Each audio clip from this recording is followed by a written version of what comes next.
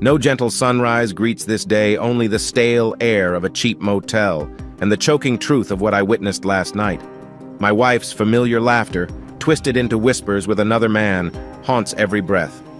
Fingers trembling, I clutch a crumpled photo of our once happy past, a coat on my recliner, their voices in my bedroom. My marriage ended in that unforgiving moment, replaced by a dark, methodical resolve. She believed distance was our worst enemy, yet I discovered the real devil was betrayal. Cruel planning becomes my only comfort. Tonight, the reckoning begins. Before we begin, let me know where you're tuning in from down in the comments. And if you enjoy this story, don't forget to subscribe and turn on notifications so you never miss our next tale. I grew up out in Red Oak County, a place where everybody knew each other's business. My dad used to say there are two kinds of people in a small town: the ones who complain about how little it offers, and the ones who use what little it offers to make something great. For as long as I can remember, I've been the second kind. Maybe it's the constant hum of possibility that kept me tinkering with gadgets in the garage or disassembling the toaster to see what made it click. My mind's always worked that way, driven to pry apart the smallest details in search of the big picture. I guess that's what led me to mechanical engineering, or at least the scrappy version of it. When I was 13, Dad brought home an old lawnmower from someone's trash. It was rusted, missing a wheel, and the pull cord was shot. Everyone told me it was junk, but I couldn't resist the challenge. I spent a whole weekend tearing it down to the frame, scrubbing off the rust and figuring out which parts could be saved. By Sunday night, I had it humming, sold it to a neighbor, and earned my first $100. That was a turning point for me, the realization that I could improve almost anything if I just kept at it. By the time I made it to high school, I had a reputation around town for being the go-to guy whenever someone's old generator died or a tractor needed patching up. Old folks would offer me homemade pies for quick fixes. My parents loved it. They saw a bright future I could carve out for myself one problem at a time. Truth is, I wasn't sure what that future looked like until I met Nicole. She and I were in the same grade but inhabited different universes, me in the auto shop, tinkering with transmissions in grease-stained coveralls, and her in the art room, painting quiet landscapes in brilliant color. There was nothing quiet about Nicole, though. She had this magnetic presence that made people want to talk to her. Just the way she'd tilt her head and smile could pull out the most random stories from someone, like a confessional booth disguised as a conversation. We ended up in the same history class during junior year. One afternoon, we got paired for a group project on the Industrial Revolution. It was pretty basic stuff, but seeing how I was fascinated with steam engines and old mechanical breakthroughs, I put all my energy into building a little model steam piston from scratch.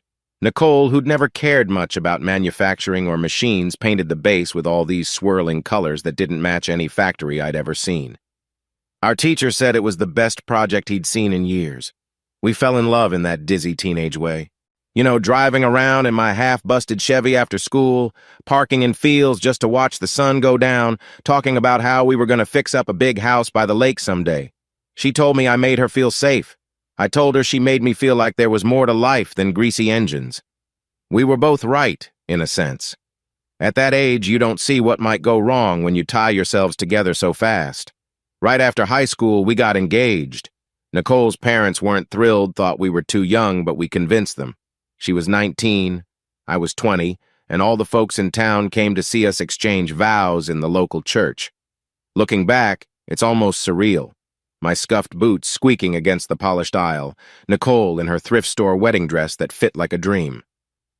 Everyone said we were perfect for each other. At first, it felt like we were. We moved into a cramped one-bedroom apartment about 30 minutes from the old neighborhood. Nicole landed a job as a receptionist for a dentist's office, and I picked up odd repair gigs all over the county. But it wasn't easy. Rent was high, groceries cost more than expected, and we realized real quick how far a tiny paycheck goes. Within 6 months, we could barely make ends meet. That's when I learned about the rig jobs. They were always looking for people with mechanical aptitude, willing to work in tough, sometimes dangerous environments, oil fields, remote pumping stations, places normal folks avoid.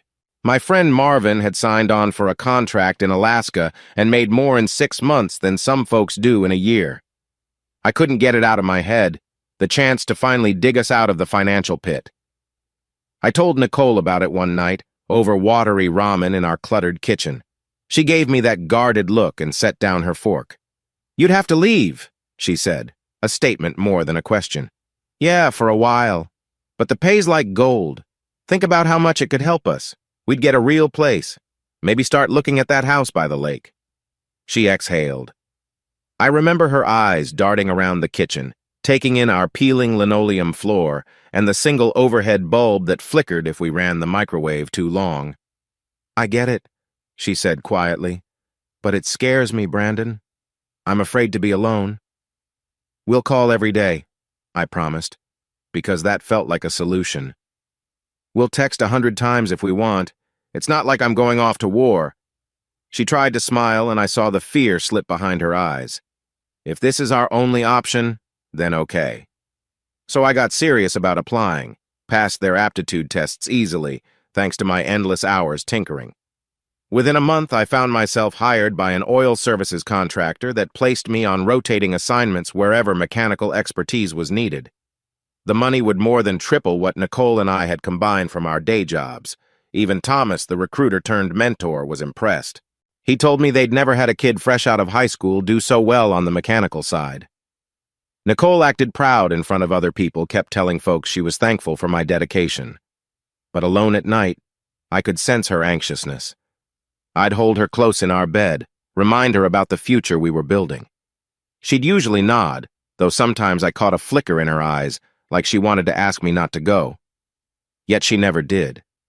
Maybe she knew this was how we could break through the cycle of barely scraping by. In my final week before leaving for my first real job away from home, the tension around our little apartment got thick. We were trying to savor the moments. That included simple things.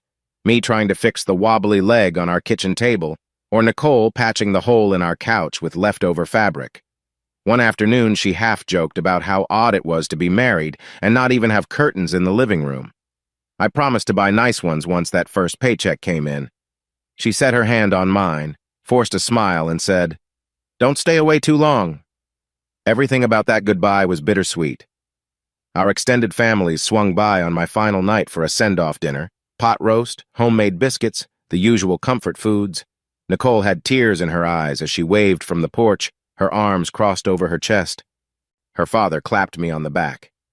"Look out for my little girl," he said. "Make sure she's okay when you're gone." I told him yes, sir. I'd call her daily and come home the second I could. But something in me felt uneasy, as though life had just started dealing from a deck I hadn't properly shuffled. I shrugged it off, figuring it was normal nerves about leaving my wife. I had no idea how deep that uneasy feeling would eventually run.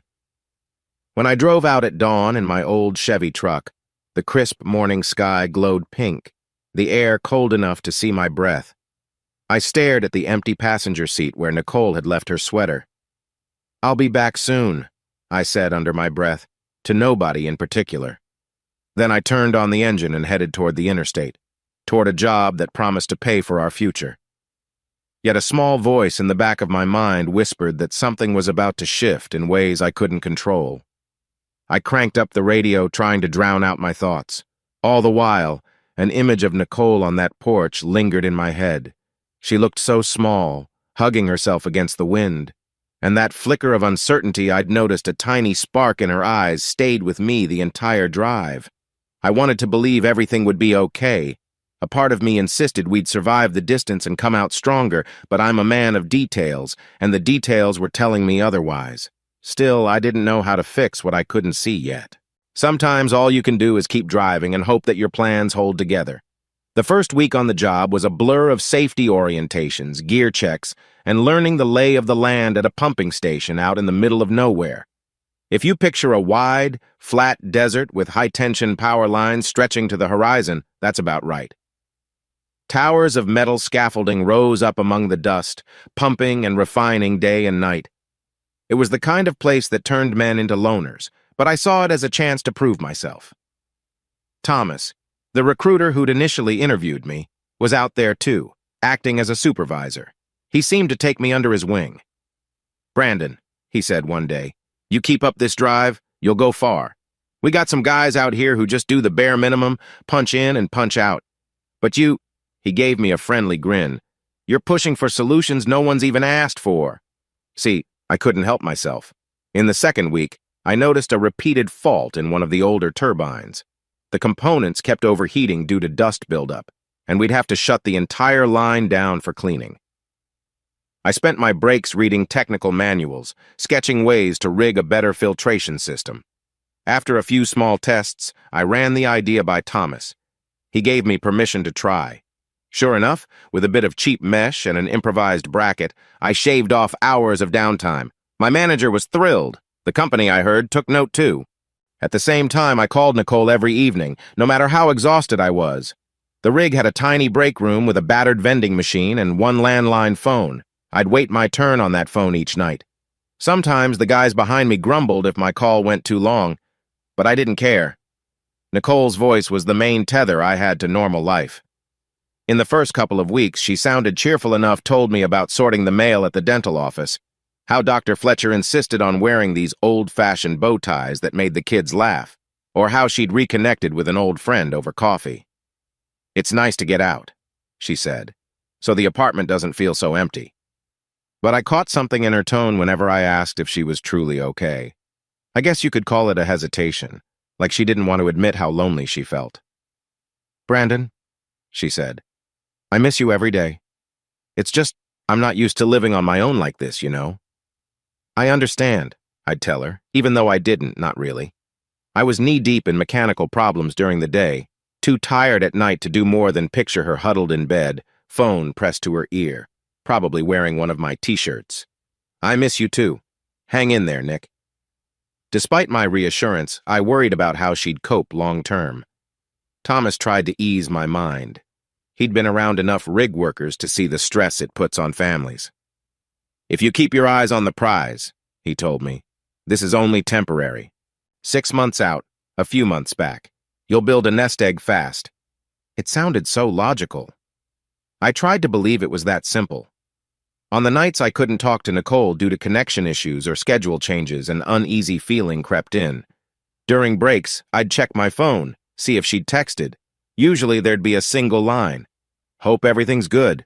I'm fine. Miss you." But over time, that text changed to, "Busy day? Sorry I missed your call." Then eventually, the messages got shorter, sometimes not even showing up until the next morning. I knew she was adjusting, but I couldn't shake the tension in my gut, like something was off. At the same time, back in our hometown, Nicole was navigating her days in small ways I didn't fully appreciate. She'd go grocery shopping alone, come home to an empty apartment, flip on the TV just for background noise. The neighbor's dog barked nonstop, and sometimes a dripping faucet in the bathroom would keep her awake. When she got bored or anxious, she'd look through her phone contacts, reading old names. That's how she stumbled across Derek's number again. Derek had been a guy Nicole dated briefly in high school before she and I even met. I barely knew him, except for the fact he hung out with a wilder crowd. He'd left town after graduation. As far as I was concerned, he was ancient history. But Nicole found herself clicking on his social media profile one evening, maybe out of curiosity or pure loneliness. They ended up messaging about old times, just a casual reconnection. Maybe it felt harmless at first, like checking in on an ex-classmate. But in a small place like ours, old sparks can reignite faster than you expect. "Remember we had that class trip to the waterfall?" Derek wrote. "You were the only one brave enough to jump off the rock with me." Nicole told me later that she laughed when she read that, because she'd forgotten how impulsive she used to be. The conversation turned into a few more exchanges. "How's life? Where have you been?" Over the course of a few days, it became an ongoing chat. She didn't mention it to me, not because she was plotting anything then, but because, in her own words, it was no big deal, didn't feel worth bringing up. In fairness, I doubt Nicole expected it to lead anywhere. In our nightly calls, she still tried to sound optimistic, asking about my progress on the turbines or if I was staying warm. I'd tell her about the desert chill at night and the scorching sun by day, about the guys who teased me for rechecking the piping system just for fun. It was mechanical puzzle heaven for me, so I probably missed some of the subtle signals in her voice that she was struggling. One evening, after a long shift, I called as usual. Nicole picked up on the third ring. I could hear the muffled TV in the background. She sounded a bit flustered. "Hey, sorry, I was just tidying up." Something in her tone made me pause. She never used that phrase, tidying up. Our place was always borderline messy, and she didn't usually care. But I dismissed it and filled her in on my day. "You should be proud," I said. "I solved a big issue with a coolant line. Boss might give me a bonus for that." That's great, Brandon," she murmured. "I'm proud. Really." A second of awkward silence passed. Then I heard a soft beep in the background like an alert from her phone. She hurriedly said, "So anyway, how's the food out there? I bet you miss my cooking." She was rushing the subject, which put me on alert. But again, I let it slide, chalking it up to stress and the distance between us. Before we hung up, Nicole sighed. "You're doing the right thing," she said, but her voice broke a little. "I know you are. Sometimes I get lonely. You understand that, right?" My throat felt tight as I answered, "Yeah, I do." But did I really? In that moment, all I could think was that I missed our lopsided bed, the smell of her vanilla lotion, the way she'd bury her cold feet under my legs at night and grin when I yelped at the shock. We said our goodbyes, told each other I love you, and ended the call. Not long after, I caught up with Thomas. We were unloading supplies from a truck. He noticed my distraction. "Family stuff?" he asked. I gave a shrug. "Nicole's strong, but this is wearing on her. I can tell." "Women do better than we think," Thomas said, half laughing. "Still, keep an eye on it. Loneliness can do funny things to people." Funny things. The phrase rattled in my mind, refusing to settle. I didn't see how a few missed calls or vague messages could balloon into a real crisis, but some part of me kept asking, what if she needs me and I'm not there? That night, as I settled into my bunk in the makeshift dorm, I remembered the day I'd left. The flicker in Nicole's eyes, the hug she gave me that felt desperate, not hopeful. I told myself we'd get through this just like we always did. Little did I know, with each phone call cut short, a door opened wider for something else to slip in. And the desert felt a lot darker when I realized there might be 1,000 miles between us, not just physically, but emotionally too. If there's one thing about oilfield work, it's that your schedule flips constantly. Some days I'd work noon to midnight. Other days I'd be up at 4 a.m. to fix a mechanical jam. During the calmer stretches, I'd find an hour to shoot Nicole a text or call. At least that was the plan. In reality, as the weeks went on, I'd often unlock my phone to see no messages at all. Or I'd receive a quick, "Busy day, call you tomorrow," typed with no emojis or exclamation points, strangely cold for Nicole, who used to dot every message with hearts and exclamation marks. Meanwhile, the project was starting to go well for me. I tackled problem after problem. The higher-ups got used to hearing my name whenever the rig had mechanical downtime. People started joking, "Better get Brandon on that," which boosted my confidence. I began making mental lists of all the things we could finally afford once I came home. Better furniture, maybe a small used SUV for Nicole so she didn't have to bum rides.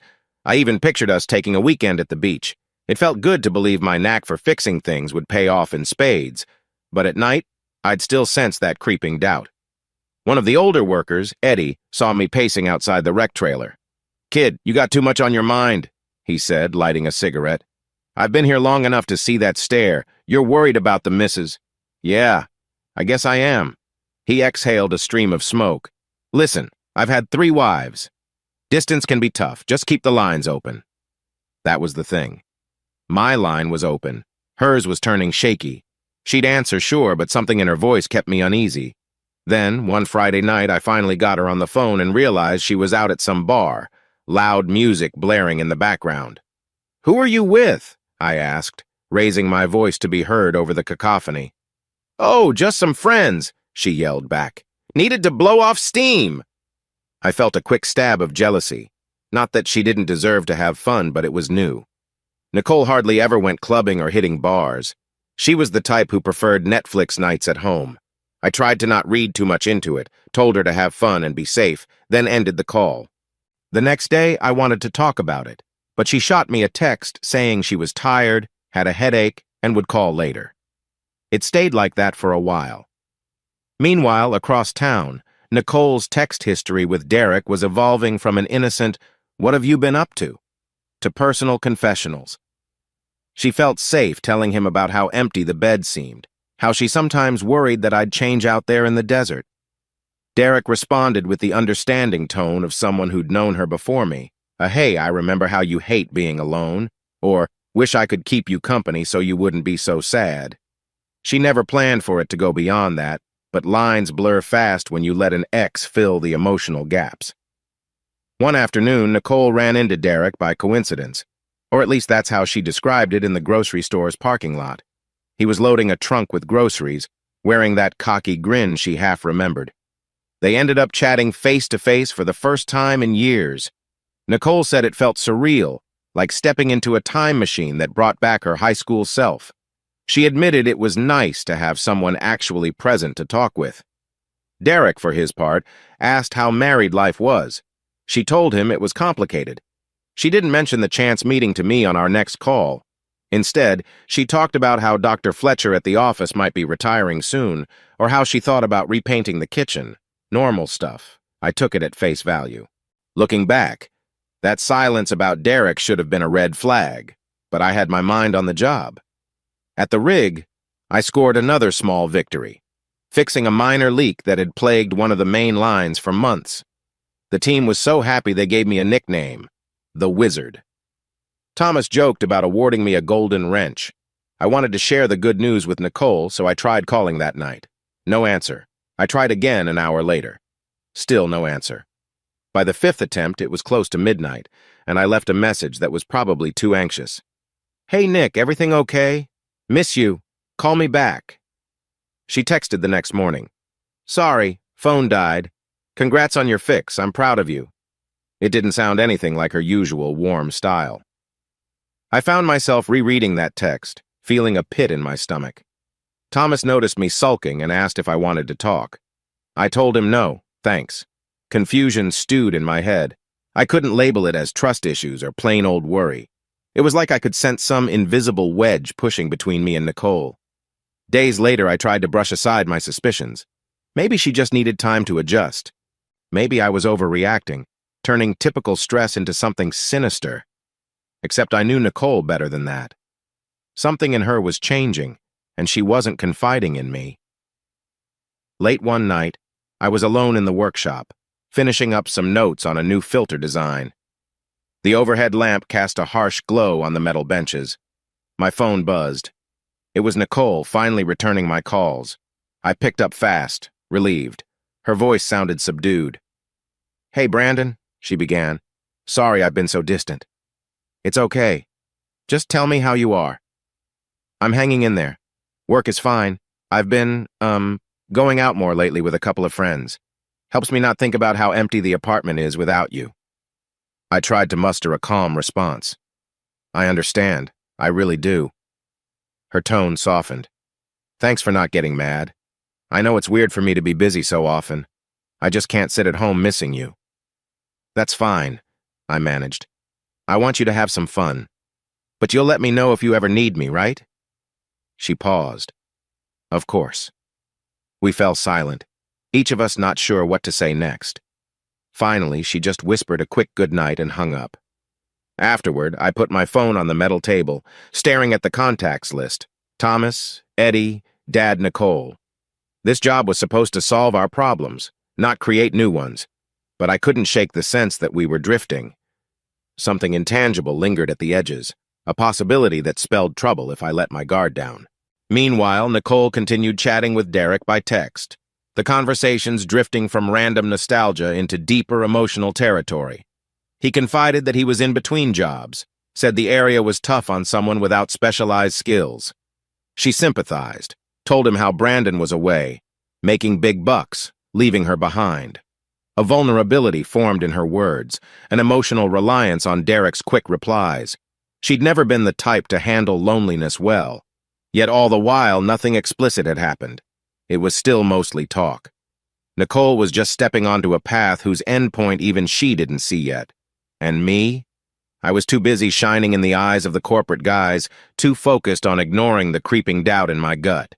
Toward the end of that month, we had a small ceremony in the break lounge, some donuts and coffee for my latest fix on the pipeline's coolant systems. A senior supervisor clapped my back. "Kid," he said, "the company's definitely going to want you for the long haul." That was exactly what I'd wanted to hear. I pictured a bigger paycheck, a better life for me and Nicole. I didn't realize that might also mean more time away, more distance between us. As I lay down that night on my bunk, the dusty wind rattling the trailer's windows, I felt no sense of celebration. Instead, a cold worry churned in my stomach. I hadn't spoken to Nicole in 2 days. I decided I'd call first thing in the morning, ignoring the yawns of whichever coworker wanted the phone. But an uneasy thought echoed in my mind. What if she doesn't pick up? And if she does, what is she not telling me? Out here, the weather can flip in a heartbeat. One day, it's just the usual scorching sun. The next, dark clouds appear on the horizon, crackling with electricity. So it was no real surprise when we started hearing chatter about a freak storm rolling in. Everyone buzzed with rumors. It might bring heavy rainfall and high winds, maybe even tornado-like conditions. Part of me shrugged it off. I'd faced worse back home. But the older crew insisted we take it seriously. The rigs weren't built for hurricane-level storms, and certain structural weaknesses could compromise everything if we got hammered by extreme gusts. Thomas called a crew meeting in the brake trailer. "We may need to shut down and evacuate early," he said, scanning our faces. "If conditions push past the safe threshold, we're out of here." That announcement sent a ripple of excitement through the team. Getting sent back meant we still got paid, just finished ahead of schedule. I couldn't help smiling. The thought of going home early to Nicole made my pulse speed up.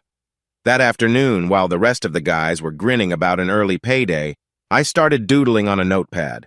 The potential for weather extremes got me thinking, if we could insulate and reinforce some piping with the right materials, maybe we wouldn't have to abandon the rig so fast.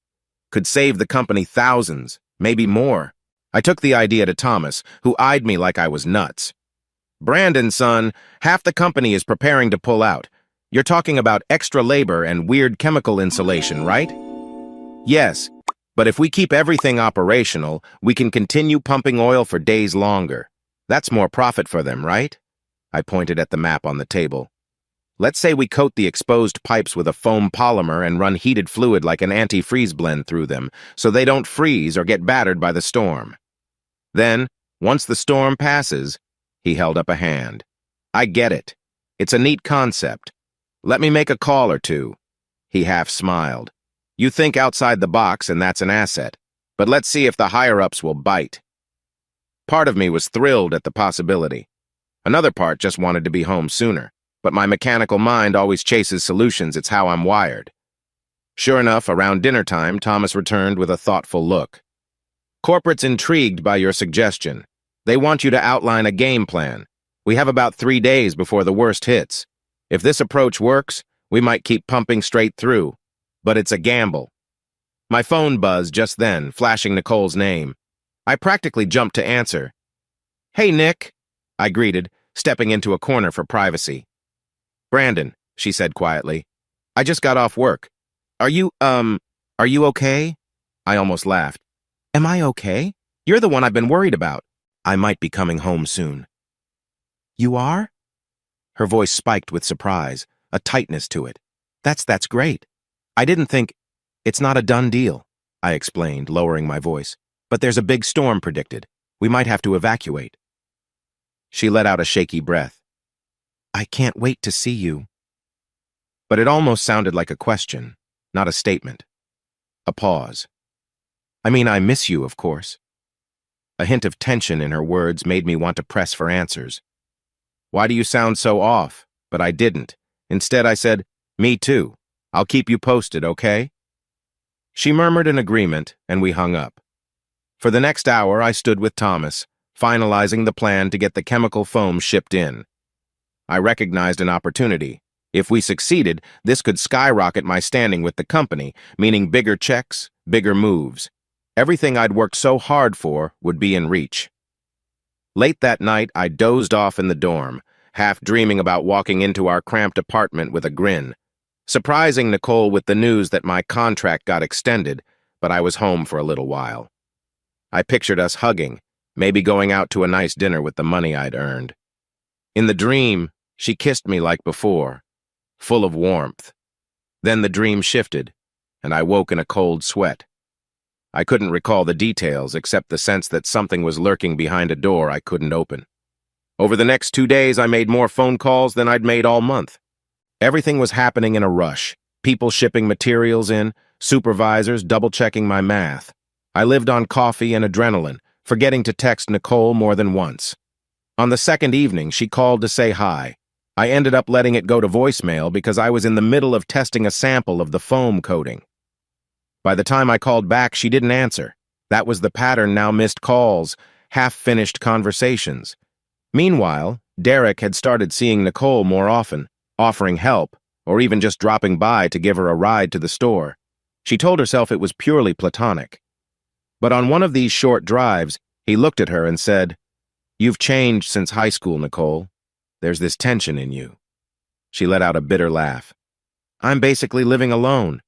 My husband's off playing super engineer. Sometimes I wonder if he even remembers I'm here." The moment the words left her mouth, she felt guilty. But Derek didn't judge.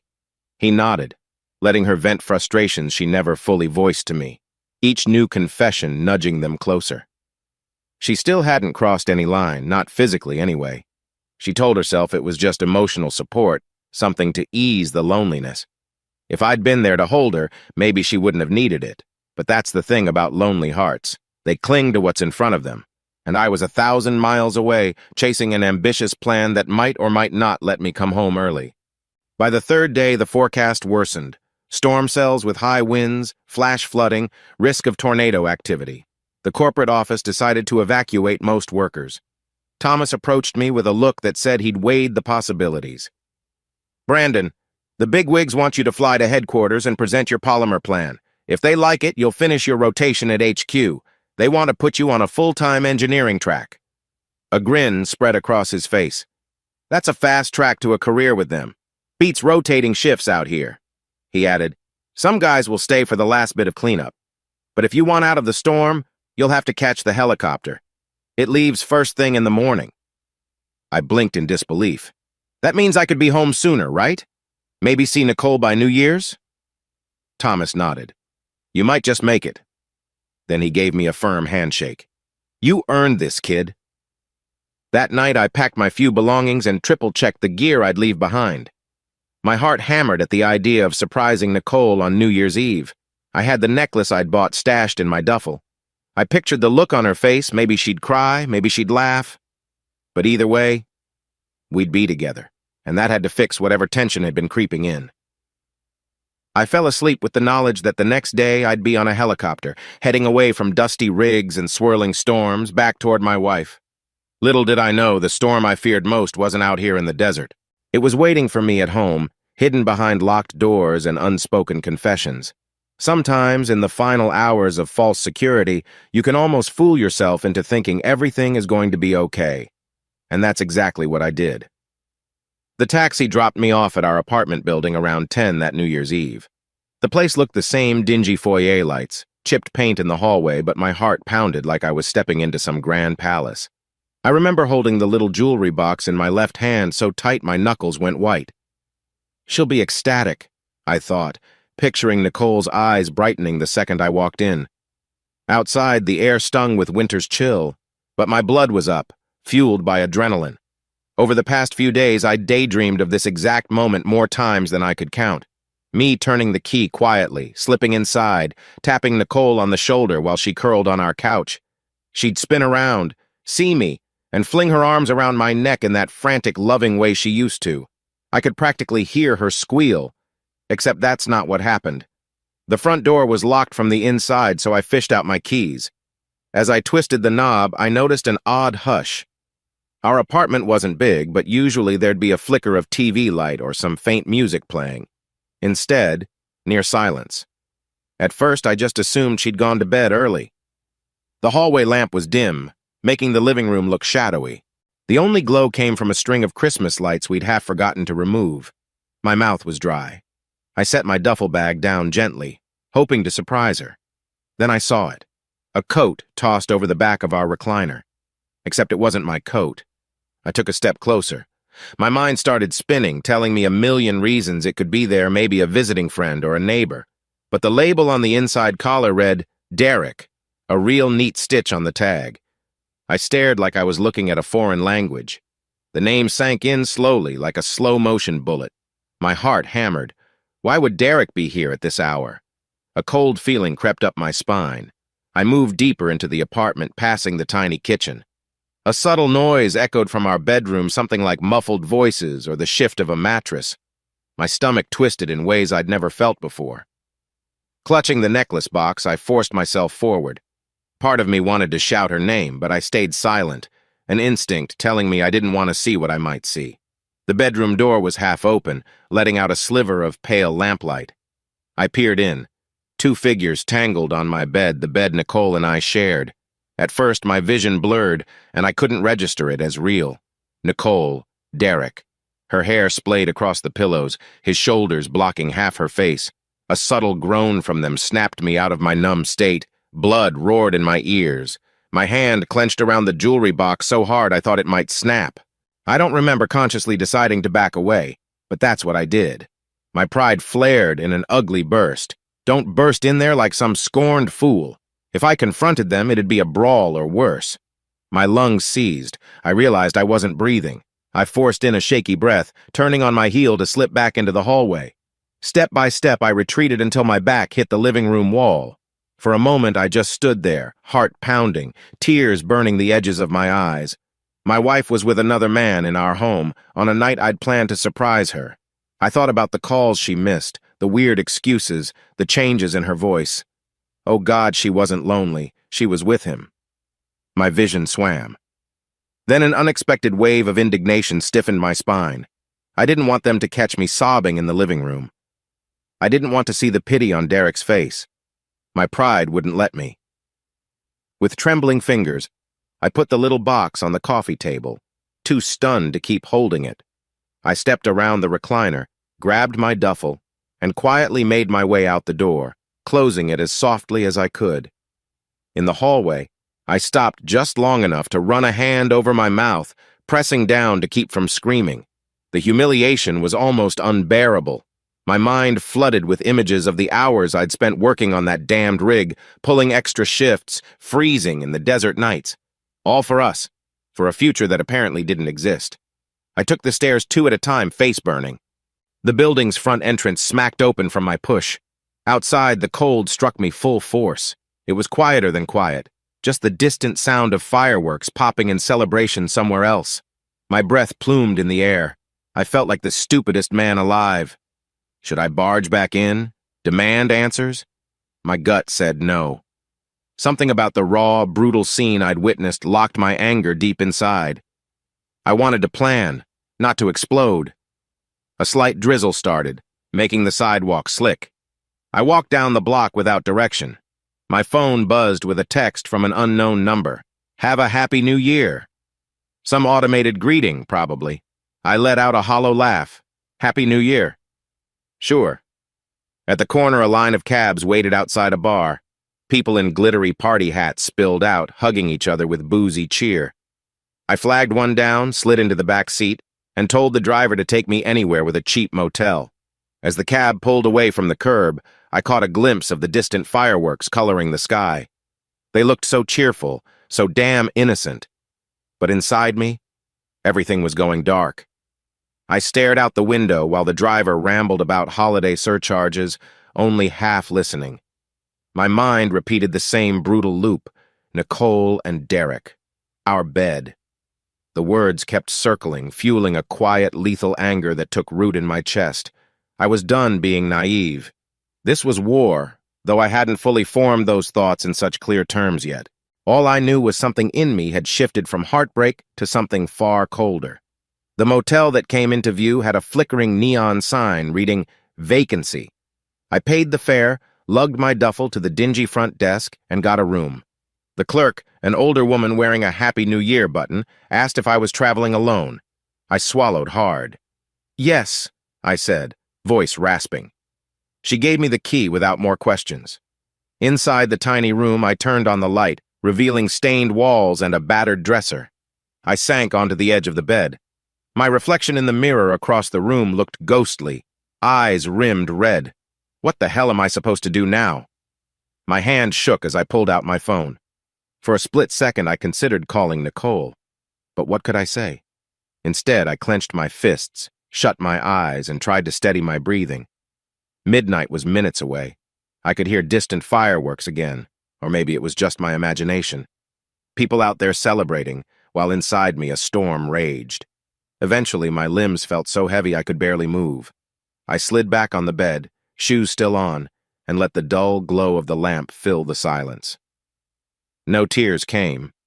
It was more like a numb emptiness, underlined by a sharp edge of fury. Sometime after midnight, I stared at the flickering lamp bulb and caught my reflection in the overhead mirror. The face looking back was set in stone. I whispered, "Happy New Year?" to no one. Then I flicked off the light, letting the darkness swallow me. I'd come home expecting love and comfort. What I got was betrayal so blatant it felt like a slap. But I wasn't about to crumble. No way, I told myself. If Nicole wanted to rip our life apart, I'd pick up the pieces and find a way to shape them into something new, something she wouldn't see coming. Outside, the muffled boom of celebration gave way to silence. The new year had begun. For me, it felt like stepping onto a cliff's edge. I might have stumbled, but I sure as hell wasn't going to fall. I woke in that motel room with a raw headache, the kind that comes from too little sleep and too many crashing thoughts. The sheets smelled of old cigarettes, and the heater rattled like it could die any minute. I checked my phone, a couple of missed calls from an unrecognized number, plus a single text from Thomas, my work mentor, asking if I was okay. No calls from Nicole, though. My eyes stung as I replayed the events of the night before. Derek's coat, Nicole in our bed. My gut twisted. Even hours later, it felt unreal. But reality sank in when I saw the cardboard-thin walls of that motel. I was alone. There was no going back to the illusions I'd had 24 hours ago. First thing I did was text Thomas. "I'm not great, but I'll manage. Thanks for checking in. I'll call you soon." That was all I could muster. Then I glanced at my reflection in the mirror. My hair stuck up, eyes bloodshot. I splashed water on my face, dried off with a threadbare towel, and tried to breathe. Some small voice in my head said, "You can't just hide here." Another voice fired back, "I'm not going back there. Not now." I decided to try finding a place to sit and think. A coffee shop, maybe. So I grabbed my jacket and stepped out, greeted by a gray morning drizzle that soaked my shoulders in seconds. The nearest cafe was a hole-in-the-wall joint across the street, with flickering fluorescent lights. Inside, I found a corner table near a dingy window. The aroma of stale coffee hung in the air, but it was warm, at least. I ordered black coffee and stared at it for a while, my mind spinning in slow, painful circles. Nicole's betrayal was so raw I couldn't think about next steps. Part of me wanted to show up at that apartment, demand an explanation. Another part insisted I stay far away until I could handle my anger without losing it. A small TV behind the counter played some morning news. "Stock market soared," the anchor droned, "as business owners remain optimistic in the new year." The words drifted in one ear and out the other. My phone rang then, and I stiffened when I saw it was Thomas. I picked up, trying to steady my voice. "Hey, Brandon, you all right?" he asked, concern in his tone. "Not exactly," I admitted, keeping it vague. "Some personal stuff came up last night." He hesitated. "You don't have to tell me the details, but if you need anything, money, a place to stay, just say the word." I clenched my jaw, grateful but also embarrassed. "Thanks, Thomas. I'm not strapped for cash, just life blindsided me. I might be off the grid for a bit while I sort things out." He sighed. "I understand, but keep your head on straight, Brandon. We both know you've got a bright future with the company if you want it. Don't let personal hardships derail you."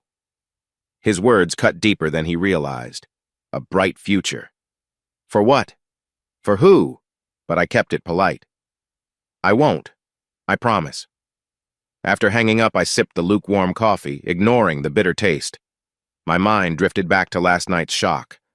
I tried to imagine Nicole waking up, discovering I'd come and gone. Probably she freaked out. Or maybe she didn't care. That last thought filled me with a swirl of rage and hurt. She must have known how risky it was to bring Derek there. Was she that careless? Or maybe she wanted me to find out. An older man took the seat next to me, waiting for his order. He eyed me in that nosy, small-town way. I offered him a polite nod. "Rough night?" he asked, noticing my disheveled look. I forced a laugh. "You could say that." Then I turned away, not wanting a conversation. He shrugged and turned to his phone. After a moment, the barista called his name, and he left. My coffee was half finished when an unwelcome wave of humiliation surged in my chest. It wasn't just heartbreak. I felt ashamed, like I'd failed as a husband, a man. The rational side of me whispered it wasn't my fault, but that didn't stop the swirl of shame from churning. I gulped down the last of the coffee and left a few crumpled bills on the table, heading back to the motel. I needed privacy to plan my next move. Plan. That word rang in my head. I should plan something. This wasn't me being dramatic. I've always been a problem solver. When the lawnmower broke, I fixed it. When the rig had a meltdown, I found solutions. So why not fix this? Except fix in that moment started morphing into something else. Revenge. My mind teased the idea, imagining ways to punish them both. But I shoved that aside for now, feeling uncertain how far I'd go. At the motel, the cleaning lady was in the hallway. She glanced at me but said nothing. The second I got into my room, I latched the door. The silence wrapped around me. My phone buzzed. Nicole's name appeared on the screen. My stomach lurched. For a second, I hovered over the answer button, heart pounding. Then I tapped decline. I couldn't talk to her, not yet. A few seconds later, her text came through. "Brandon, please talk to me. I'm so sorry. We need to figure this out." My teeth clenched. Figure what out? That I caught you with him? My chest felt tight, so I shoved the phone face down on the nightstand and paced. Another wave of anger flared. She wasn't the victim here. She made choices. She didn't slip and fall into Derek's arms. I thought about calling a lawyer. That's what people do, right? But I'd never pictured myself going down that path. Still, a quiet voice in my head insisted I consider it. She needs to see there's a consequence. My mind spun with half-formed possibilities. Gathering my scattered thoughts, I wrote down a list. Contact a lawyer, close joint accounts, find a place to stay more permanently if I can't go home. I felt a tiny bit better having something tangible to focus on. Then I remembered Thomas's advice about not letting personal life sabotage my professional future. Even if I hated the thought, I had to keep my job on track. I made a note to call the HR rep at the company to confirm some paperwork they'd mailed me about the new contract. My phone blinked with another text from Nicole, but I ignored it. Time slipped by as I methodically sorted through my bag, checking if I had everything I needed for a few days. I realized I'd stashed my laptop in there, mostly for rigwork documents. Now it might come in handy to search for attorneys or figure out short-term housing. The dryness of this approach helped numb the raw feelings swirling beneath. I thought about where Derek came into this. Should I confront him? The mere idea made my blood boil, but another part of me decided rash confrontation solves nothing. It might just get me arrested or humiliated again. No, if I was going to handle Derek, it'd be with a clear head, using any advantage I had. Restless, I stepped outside for a moment. The drizzle had eased, replaced by an overcast sky. A cluster of crows pecked at the trash near a dumpster.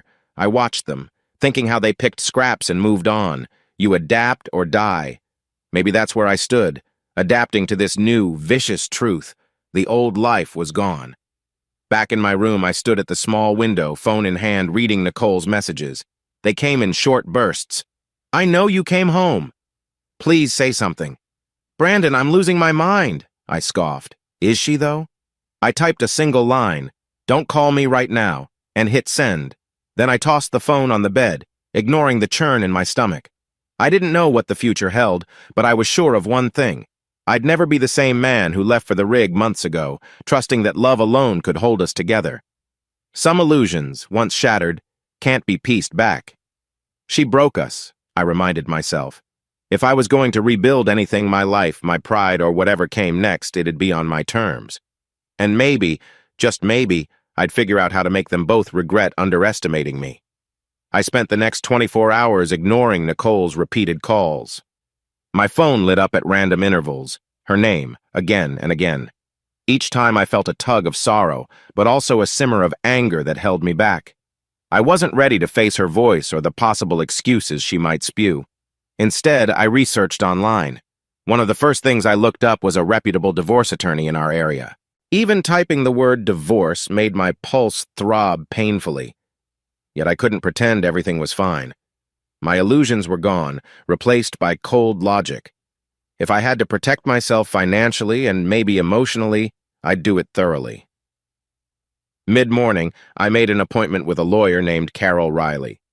Her assistant sounded cheerful on the phone, which felt jarringly out of sync with my mood. She scheduled me for a consultation in 2 days. I clicked end call and exhaled. 2 days. That might be enough time to gather documents if I can get them. Then I realized those documents were at the apartment. My mind churned. Could I slip in while Nicole's out, grab what I need, and leave? I rummaged in my duffel for anything to pass the time. Found a battered paperback novel I'd meant to read, but I couldn't focus. My thoughts kept drifting to how quickly my marriage had disintegrated. It felt surreal, like Nicole had been replaced by a stranger. By noon, I got so antsy in the motel room that I decided to drive around.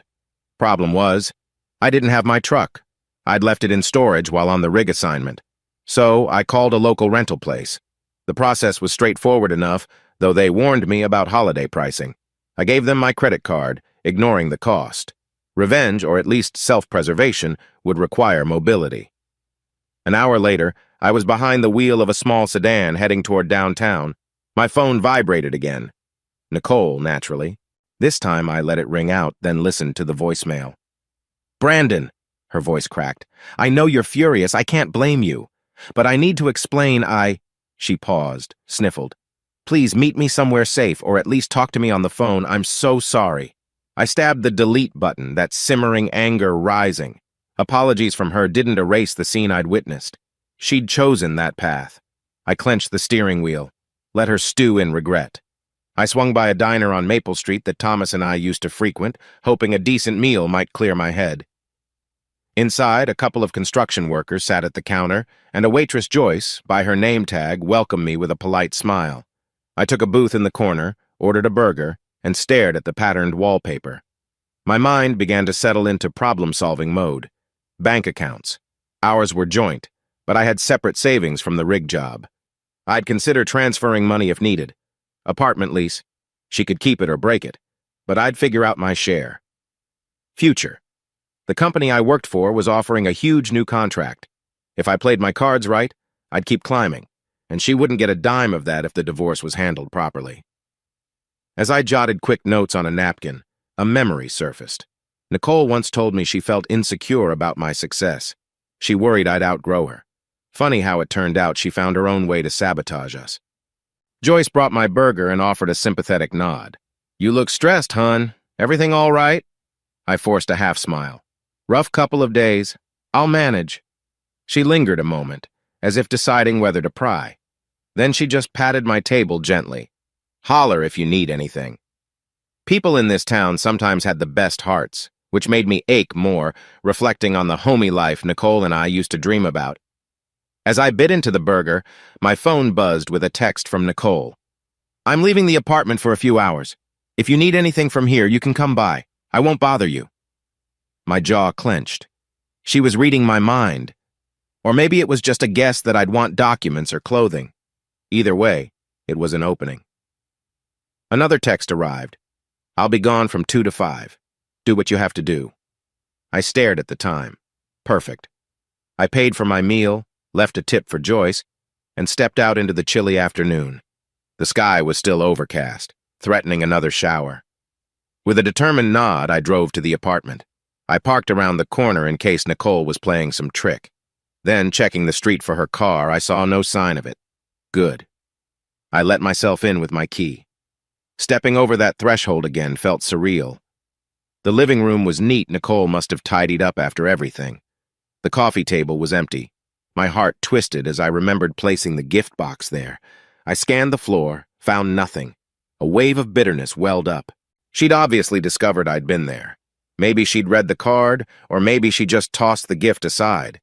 I forced myself not to dwell on it. I headed to the tiny office nook where we kept important files in a metal lockbox. Inside were tax returns, lease agreements, bank statements, exactly what I needed for Carol Riley's consultation. I stuffed them into a folder, my hands shaking slightly.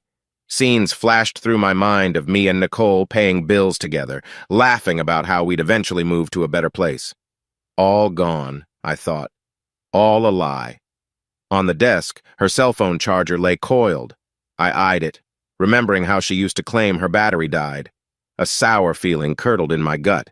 If I let myself dwell on every small betrayal, I might never stop raging. So I inhaled, exhaled, and pressed on. Before leaving, I moved to the bedroom. The bed was remade, fresh sheets. My eyes flicked to the hamper where a pair of pillowcases were stuffed. That intangible sense of violation loomed, remembering how I saw Derek's shape in that exact spot. My stomach lurched, but I forced myself to remain calm. If I shattered into rage now, I'd lose the advantage. Let her think I'm momentarily down, but I was far from out. I grabbed a few of my clothes from the closet, stuffing them into a backpack. A half-dozen photos on the nightstand caught my eye, pictures of me and Nicole at some fair, her wearing that grin I used to love. I left them there. Sentimentality felt like a knife in my back right now. As I turned to go, my phone buzzed with a message from an unfamiliar local number. "Brandon, it's Derek. We should talk, man." My breath caught. He's got the nerve to text me? White-hot anger flashed in my chest. Talk about what, exactly? How he's living my life? I closed my eyes, forced myself to breathe. Doing something rash might sabotage any careful approach. Instead, I typed a curt reply, "Stay out of my way." Then I hit send, ignoring the tightness in my throat. I needed time to strategize, not to give him the satisfaction of a confrontation now. I left the apartment as quickly as I came. Outside, the wind rattled the branches overhead. I slid into the driver's seat, folder on the passenger side, heart pounding. The next step was the lawyer. After that, I'd see what other moves I could make. Still, a whisper in my mind repeated, "Don't let them think you're weak. Don't let them see how wounded you are." That whisper turned into a vow as I drove away. I was done playing the naive husband. Nicole's texts, Derek's attempts to contact me, none of it would stop me from securing my future. And if they thought I'd fade off quietly, they didn't know me at all. Back at the motel, I laid out the files from the lockbox on the small wooden table beneath the window. As the afternoon light dimmed, I methodically scanned each paper. Bank statements, credit card bills, anything that might affect my finances if this turned into a messy separation. The more I read, the more an eerie calm settled over me, like assembling puzzle pieces that would eventually form a picture of how to protect myself. At one point, I noticed a small pink sticky note from Nicole with a reminder about some dental insurance premium. My gut clenched, remembering simpler times when we'd handle these tasks hand in hand. That life is dead, I told myself. I tore off the sticky note and tossed it into the motel's trash can. My phone pinged with an email alert. I opened it, eyebrows lifting when I saw it was from the oil company's HR department. A standard reminder about finalizing some contract details for my potential new position. Even after everything, they were still considering me for that advanced engineering role. My lips twitched in a bitter half-smile. That's one piece of good news. If the role panned out, I'd have the means to come out on top, financially and otherwise. The lamp overhead buzzed softly as I dialed Carol Riley's office. Her assistant confirmed my appointment was still set. "What should I bring?" I asked politely. "Any documents related to your income and marital property," she said in a cheery voice. "We'll go over strategies on how to proceed." "Sounds good. Thank you." I hung up, staring at the stack of documents. Yes, we'll proceed, I thought. My approach would be measured and thorough. A knock at my motel door jolted me. I froze, heart thudding. Nicole or Derek? My mind leapt to worst-case scenarios. I checked the peephole. It was Thomas, shoulders hunched against the cold. A swirl of relief and annoyance passed through me. I hadn't told him where I was staying, so he must have guessed or done some quick detective work. With a resigned sigh, I unlatched the door. "Hey," he said, stepping inside.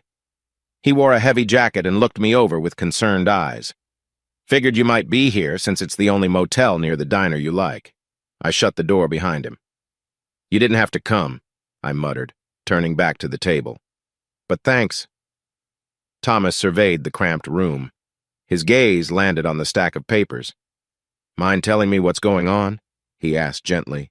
Yesterday you were pumped to see Nicole. Now you're holed up here with divorce forms? My throat tightened.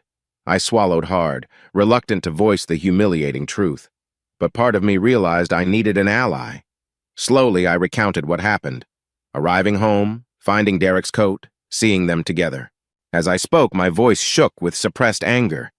Thomas listened in silence, jaw clenched. Finally, he exhaled. Damn, kid, that's rough. Yeah, I said hollowly. I can't even describe how it felt. All I know is I want to protect myself. Thomas nodded, pulling a chair near the table. You're right to talk to a lawyer, but also you sure you want to go nuclear? Sometimes people do crazy things out of loneliness, then regret it. I glared, feeling that flicker of fury. She brought him into our home, our bed. I saw it with my own eyes. This isn't a mistake you can just fix with a sorry. He lifted his hands in surrender. I get it. Trust me. I'm just telling you to be careful with your emotions. Make decisions that serve you long-term, not just out of anger. His words made me recall that voice inside me wanting more than just an exit. I wanted them both to hurt, but I didn't say that out loud. I just shrugged. I'll do what I have to. That came out sharper than I intended. Thomas studied me a moment, then patted my shoulder. All right, Brandon. If you need help financially or if you want to bunk at my place, let me know. Don't stay cooped up in a motel forever. I nodded, touched by his offer. I appreciate that. Let me see how this lawyer consult goes first. He rose to his feet. Okay, well, let's meet for coffee after your appointment, if you want. Just keep me posted. I forced a small smile. Deal. When he left, I sank onto the edge of the bed, heart pounding. Thomas meant well, but the righteous anger coiling in my gut wasn't easily soothed by reason. Nicole's face, once so dear to me, hovered in my mind, overshadowed by the image of her with Derek. I needed to channel that anger into something more concrete. After a restless pause, I opened my laptop to search for any details about Derek I could find where he worked, his background. He'd been in Nicole's life before me. Maybe I'd glean something useful. I discovered a sparse social media page showing that he hopped jobs a lot, some vague references to debt. A flicker of cunning sparked in me. If I truly wanted to push them to the edge, I could exploit that. But I reminded myself not to jump ahead. One step at a time. Divorce lawyer first, then we'll see. My phone vibrated again with an unknown number. I let it go to voicemail. Probably Derek, or maybe Nicole using a different phone. I refused to engage on their terms. Supper time rolled around, my stomach growling. I stepped outside to see if there was a vending machine. The chill wind stung my face, and the dingy motel parking lot was nearly empty. I found a candy bar and a crusty machine by the stairwell. Hardly dinner, but I had no appetite for anything big. Munching that stale chocolate, I stood under the flickering light, listening to the hum of nearby traffic. My world had shrunk to a few bullet points. Lawyer, documents, preserving my dignity. The rest, love, trust, marriage, felt like illusions I was done chasing. Returning to my room, I took a hot shower, letting the water pummel my shoulders. My thoughts drifted to the possibility of running into Nicole randomly around town. My chest clenched at the notion. I wanted to keep control. If we faced each other, I needed a plan, not raw emotion. I'd call her eventually, sure, but only after I'd set up my own defenses. Dressed in sweatpants, I settled on the bed, laptop on my knees. I typed out a rough timeline of my relationship with Nicole, listing key dates, wedding day, move-in, my rig departure, suspicious changes in her behavior. I realized how carefully I was documenting everything. Is this what heartbreak does? Turns you into a forensic investigator? Probably. But if it kept me from drowning in sorrow, I'd do it. Outside, the sound of a passing siren sliced the quiet. I glimpsed a swirl of red and blue lights beyond the curtains, then it vanished. In that moment, I felt strangely calm. I'd reached a threshold. The man I was yesterday died in that apartment. The man I was becoming might be colder, more calculating, but maybe that was necessary. At midnight, I closed the laptop.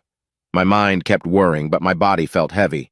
Lying on my back, I let the low hum of the motel's heater lull me.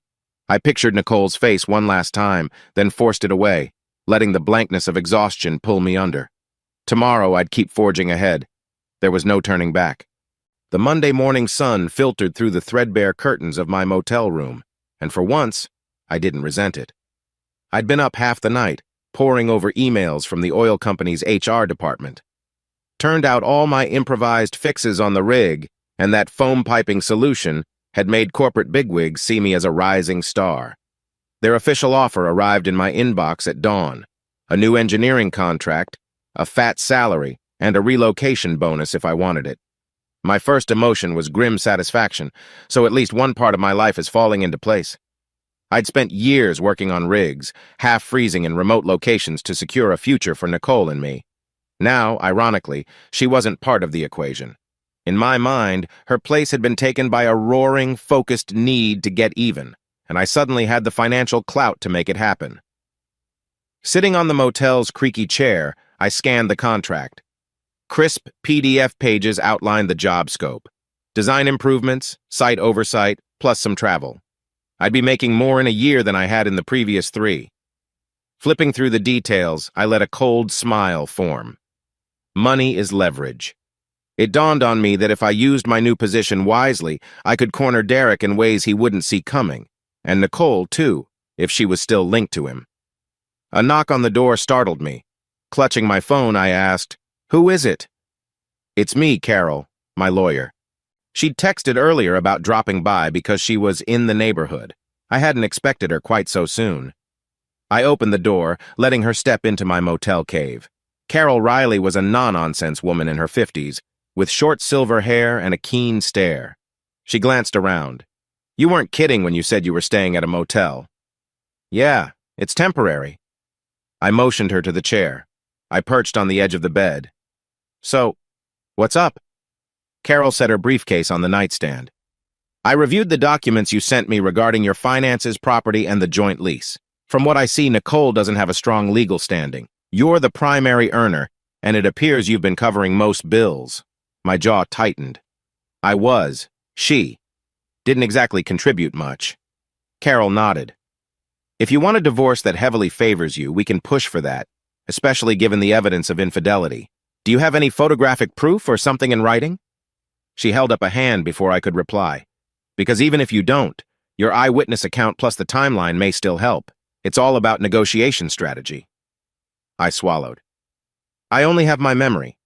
But if Nicole fights me, I can threaten to subpoena phone records. Maybe check building security cameras." Part of me almost relished that idea. Carol offered a tight smile. "That's one approach. But often, threat is enough. People rarely want dirty laundry aired." She drummed her fingers. "We can file a petition that frames her as the at-fault party. Given your new contract," she eyed the pages I'd printed, "we'll want to protect that income from any spousal claim." "That's exactly what I want. She gets nothing." The words came out harsher than I intended. "I know it sounds vicious, but—" Carol put up a hand again. "You're angry. Understood. But be mindful that scorched earth can sometimes backfire emotionally. Still, it's your call, and legally, we have an advantage." I nodded, tension humming in my chest. No half measures. "Do it. Draw up the papers." I glanced at the clock. "And if she tries to stall, I want to push harder. I won't let her drag me through years of conflict." She slipped out a few forms. "Fill these out. Then in the next couple of days, I'll start drafting. We'll serve Nicole the formal complaint, listing infidelity as cause, and propose minimal settlement for her." I set the forms on the table, glancing at them. Fine. My mind already churned to the next layer of my plan. Derek. As if reading my thoughts, Carol asked, "What about the other man? Are you seeking a civil claim against him?" She shrugged. "Some states have alienation of affection suits, but it's complicated. Could be a waste of time." I shook my head. "Not that route. Let's just say I'll handle Derek in my own way." My throat constricted at the memory of seeing him in my bed with Nicole. He's got skeletons in his closet. I'm sure I can unearth them. Carol studied me with a mixture of concern and caution. "All right, just be careful. Revenge can be addictive, Brandon." I exhaled slowly. I hear you. Once Carol left, I changed into fresh clothes, dark jeans and a sweatshirt. My next move, start digging for dirt on Derek. I'd done a cursory check online, but now I had the money, and with it, the ability to hire a private investigator or buy certain records. They say knowledge is power, I thought, booting up my laptop again. I started with a background check website, typing in Derek's full name. A basic summary popped up, age, old addresses, and a few red flags like a misdemeanor trespassing charge from years back. Nothing earth-shaking, but there was mention of a default on a loan. Interesting. Perhaps financial pressure or shady dealings. If I could find who he owed, maybe I could quietly tip them off that Derek might vanish or skip payments. Let them tighten the screws. It was a slow process, combing through half-legible old records and rumor-laden social media posts. By late afternoon, I had a short list. Possible unpaid credit card debt, a string of short-lived jobs. A rumor he was sued for failing to pay rent in another county. I leaned back, letting an idea form. If I quietly spread the word to potential landlords or local employers, Derek might find every door slammed. His attempts to find stable income could fizzle. No stable job, no way to fund his lifestyle with Nicole. If she stuck with him, both would be on the fast track to ruin. A dark part of me savored the mental image of them struggling financially, but I wanted to push deeper. So I made a quick call to a friend from high school, Garrett, who now worked in insurance claims. We caught up a little, then I slyly asked if he could do me a favor by searching any open claims or weird flags on Derek. Garrett chuckled. Man, that's borderline shady, but I owe you for fixing my dad's generator. Let me see. Text me his info. After that, I headed out to get some air. My body felt stiff from hours of desk hunching. I ended up at a nearby sandwich shop ordering a simple turkey sub. As I waited, I overheard two women in line chatting about holiday bills. My mind flicked back to Nicole, how she used to fuss about us living paycheck to paycheck. She'd wanted security, she got bored waiting, and found a scumbag instead. The bitterness flared again. When the sandwich arrived, I took it to a corner table. The place was half empty, a middle-aged couple quietly scrolling their phones, a lone teenager picking at fries. I tapped my own phone. No new calls from Nicole. Maybe she sensed I was done responding. Or maybe she was too busy with Derek. My shoulders tensed at the thought, but I pressed it down. Focus on the plan. I ate mechanically, hardly tasting the food. My phone buzzed. A text from Garrett. Hey, found something. Derek crashed a car last year. Insurance claim flagged for suspected DUI. Not sure if charges stuck, but settlement was pricey. Another juicy tidbit. Possibly I could feed that to prospective employers who'd require driving or background checks. Step by step, I was building an arsenal. That evening, back at the motel, I drafted a short list of local auto shops, property managers, and HR heads at companies Derek might approach. I'd phone them anonymously or slip them tips if needed. Meanwhile, I'd let Nicole wonder about my silence, let her sweat, let them both scramble for some semblance of normalcy that wouldn't come. A flicker of guilt flicked across my mind, remembering Thomas's caution. Don't let your anger destroy you. But ignoring the betrayal felt impossible, so I let that flicker die. I wouldn't blow up physically or confront them face to face. I'd do it with precision. That was my style. Night fell. I gazed at the finalized engineering contract again, seeing my name typed out in bold letters. Senior Project Engineer. A wave of grim pride filled me. I'll sign in the morning, I decided. No sense waiting. The sooner I put pen to paper, the sooner I could access the resources that come with it, maybe even corporate attorneys if needed, though I'd keep Carol as my main shield. Before bed, I updated my to-do list. Finalize contract. Send attorney any new details on Nicole's finances. Start planting seeds of doubt about Derek's reliability. Strategize how to cut Nicole off from any joint resources. My heart thudded with anticipation for what was coming. This wasn't just about petty payback. It was about dismantling the illusions they built on my back. And soon enough, they'd feel the ground crumble beneath their feet. The next day started with a call to the oil company's HR rep, a woman named Kimberly. She explained some steps for signing the contract digitally. Congrats, Brandon, she said. Management is really excited about you. A month ago, that would have inflated me with genuine pride. Now it just felt like a piece of a puzzle fuel for a bigger objective. After the assign was done, I left the motel, strolling down the block to find better coffee than the motel's sad machine. The crisp air tasted like freedom. If all went according to plan, Nicole and Derek would soon realize that my joint account with Nicole was about to vanish, replaced by a private account only in my name. This was the first major step in cutting them off. The coffee shop was quiet, jazz tunes playing softly overhead. I grabbed a latte and sat by the window, opening my banking app on my phone. Time for the financial stranglehold. My lawyer had suggested caution in draining joint accounts entirely, but she also said we could freeze or reroute certain deposits to ensure Nicole wouldn't drain them. So I set up a brand new account under my sole name. A few taps, and the bulk of my savings was transferred over. Then I adjusted direct deposit for my new salary. It felt like flicking a switch from shared life to mine alone. A mild pang tightened my chest, memories of Nicole and me opening that joint account right after our wedding, giddy about our money. I forced the thought away. That old life was a naive dream. Finishing the steps, I confirmed the freeze on the main checking account, leaving just a small sum to cover any final joint bills. She'll see the new balance soon enough, I thought. Halfway through my latte, my phone rang unknown number. My gut said it might be Nicole using another phone or Derek. I let it ring, then curiosity spiked. I answered on the last ring. Hello? A pause. Brandon, it's Nicole. Her voice sounded tentative, laced with frustration. I borrowed a friend's phone. You blocked me from everything else. I sipped my coffee, keeping my voice steady. I didn't block you on everything, just decided not to pick up your calls. The slow burn inside me simmered, but I tried to remain calm. She exhaled shakily. Well, I had to find a way to talk. We need to discuss our bills. Our account, there's barely anything in it. I can't pay rent alone. A flicker of triumph coursed through me. Perfect. That's not my concern anymore, I said coolly. Brandon, please don't do this, she pleaded. I know I messed up, but you can't just cut me out financially. Where am I supposed to go? A spike of anger threatened to break my composure. You chose Derek. Live with him. Pay your own way. I'm done. She made a strangled sound.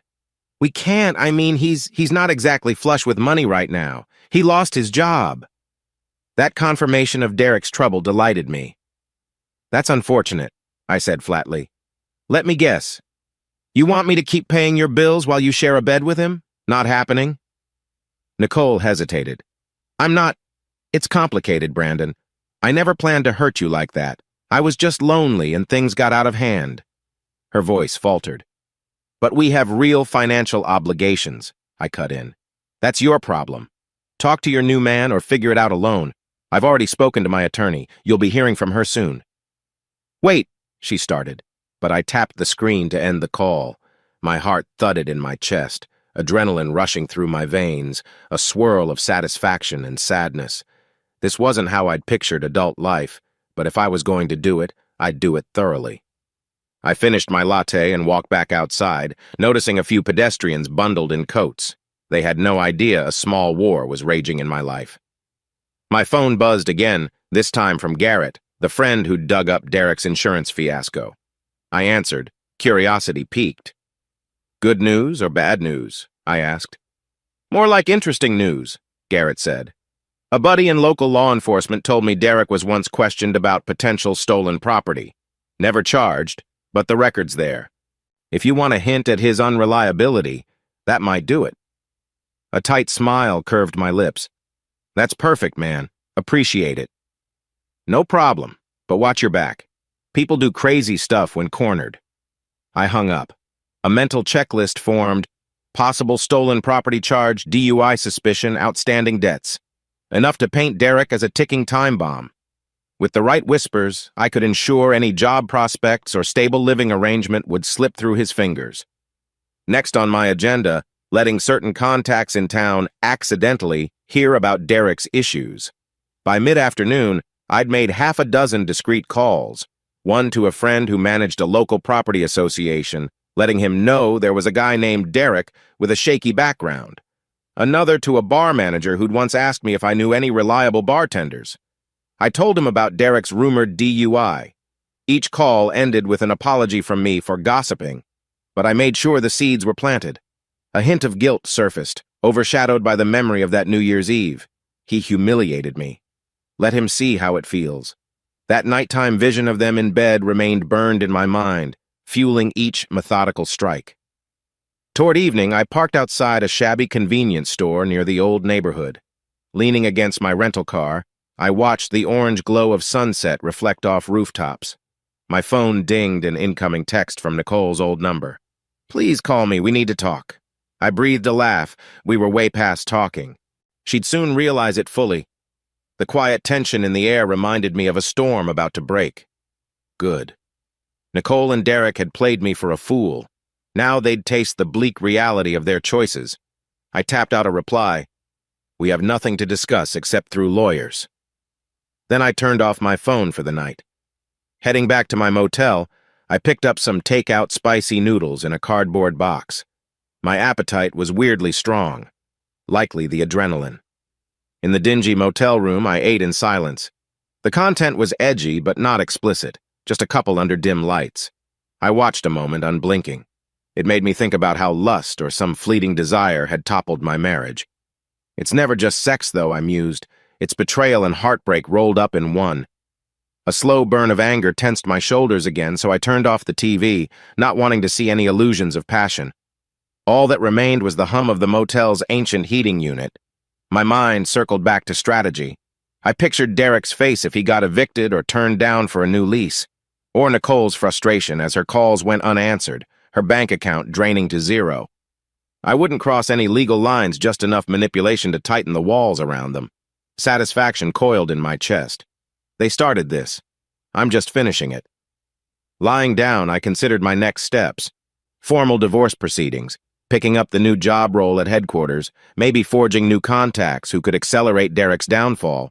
The slow-motion swirl of revenge lulled me into a dreamless sleep. 2 weeks later, I found myself in Carol Riley's downtown office, a modest space with tall windows overlooking a bustling street. She'd just ushered me into a seat across from her desk. Her expression told me she had significant news. "I filed the official divorce complaint on your behalf," Carol began, lacing her fingers. "Nicole's attorney, she hired a local guy named Randall Burns, looked it over. Let's just say they were shocked by the thoroughness." A grim smile tugged at my lips. "Meaning Nicole didn't expect I'd be so prepared?" Carol nodded. "Precisely. You have your finances newly separated, her name is off your major accounts, and we're citing documented infidelity. Burns tried to push for some spousal support, claiming she can't afford her rent. But we have strong leverage to reject that, given she was unfaithful and you have proof of her affair. He knows it might fail in court." "So what's the next step?" I asked, leaning forward. "They'll probably bluff or threaten to expose you for emotional cruelty or negligence, hoping you'll cave. But that's weak. I told them we can always subpoena neighbors who might have seen Derek coming and going. Burns practically backed off.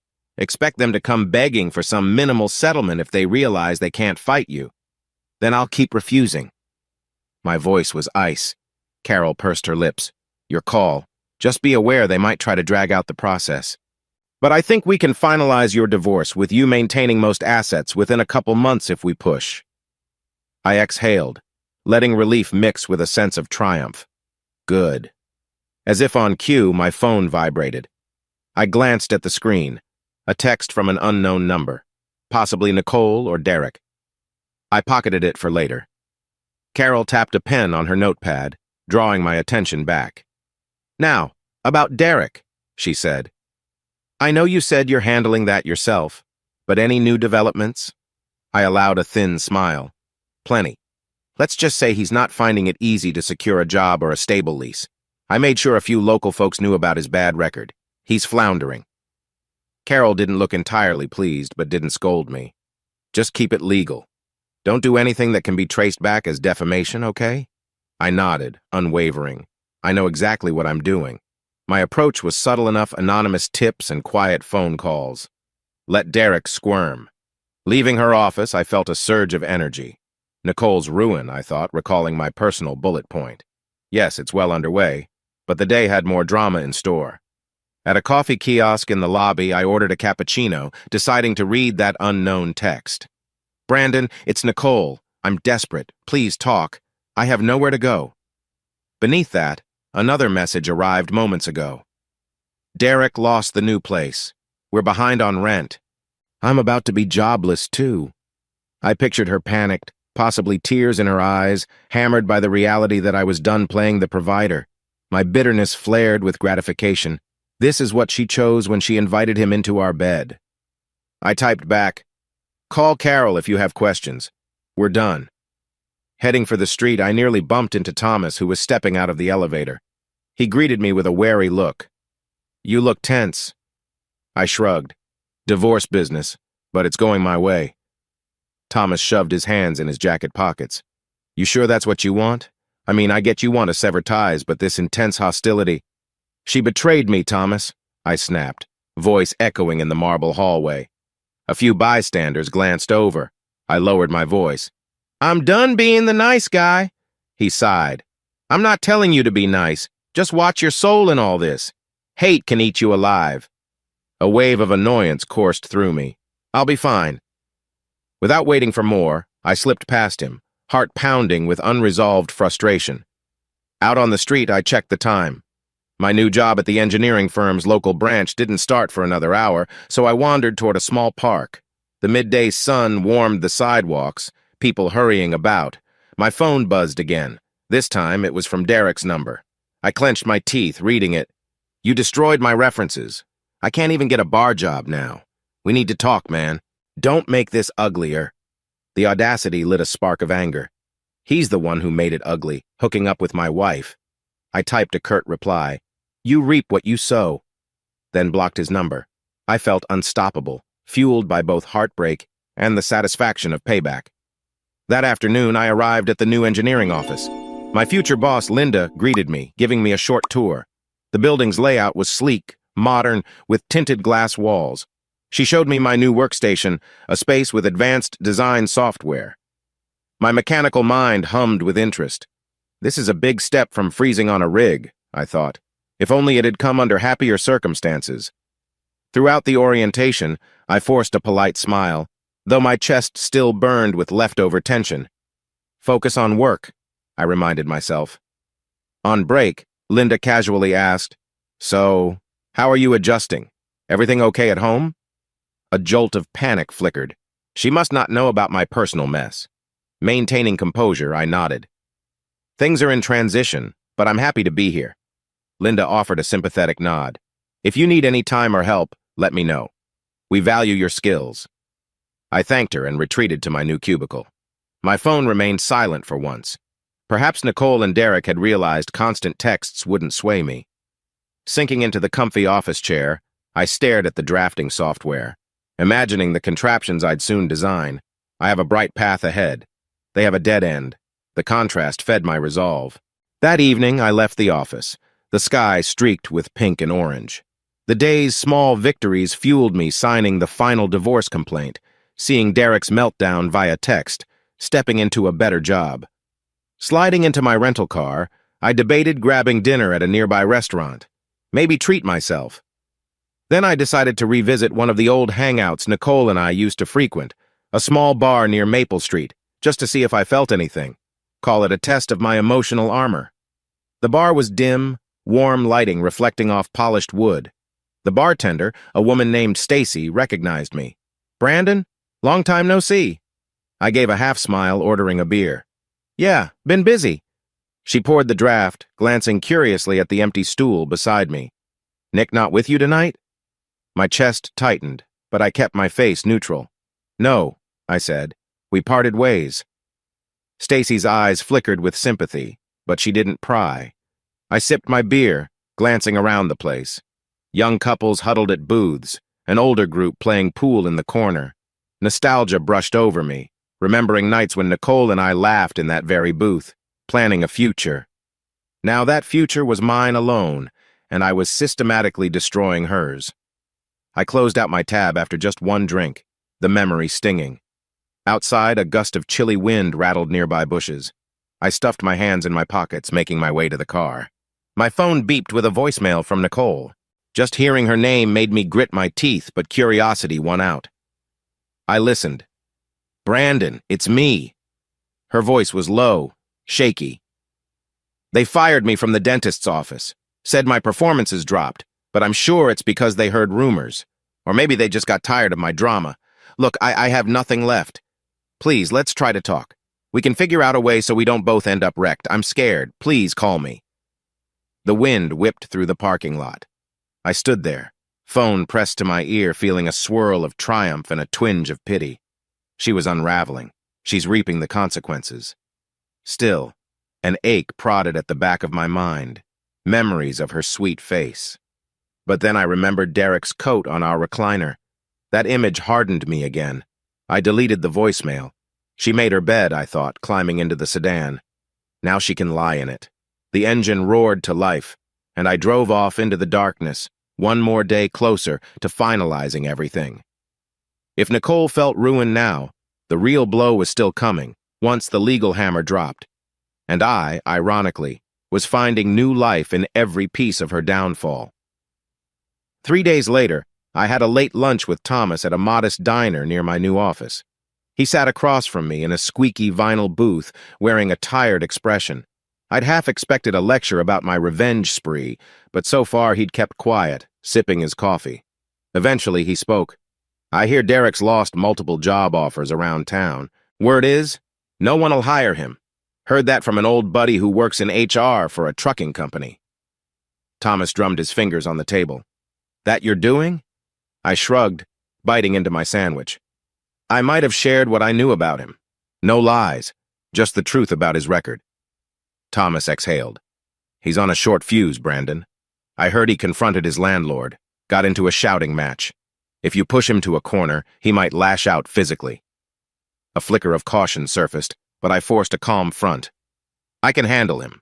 Besides, he did the cornering when he slept with Nicole in my home." Thomas's gaze flicked away. "I know. Just be safe." Our conversation drifted to my new job. I explained how I was designing a pipeline system that might save future rigs from storm damage. The more I talked, the more I saw that Thomas was proud, but also worried. Before we parted, he clasped my shoulder, eyes serious. "You're at a crossroads. You can keep strangling them or you can walk away. Don't let vengeance ruin your chance at a peaceful life." I mustered a half smile. "Appreciate the concern, but I'm almost done." He nodded, not entirely convinced, and we went our separate ways. That evening, the call I'd been expecting came, Carol Riley on the line. "Good news," she said briskly.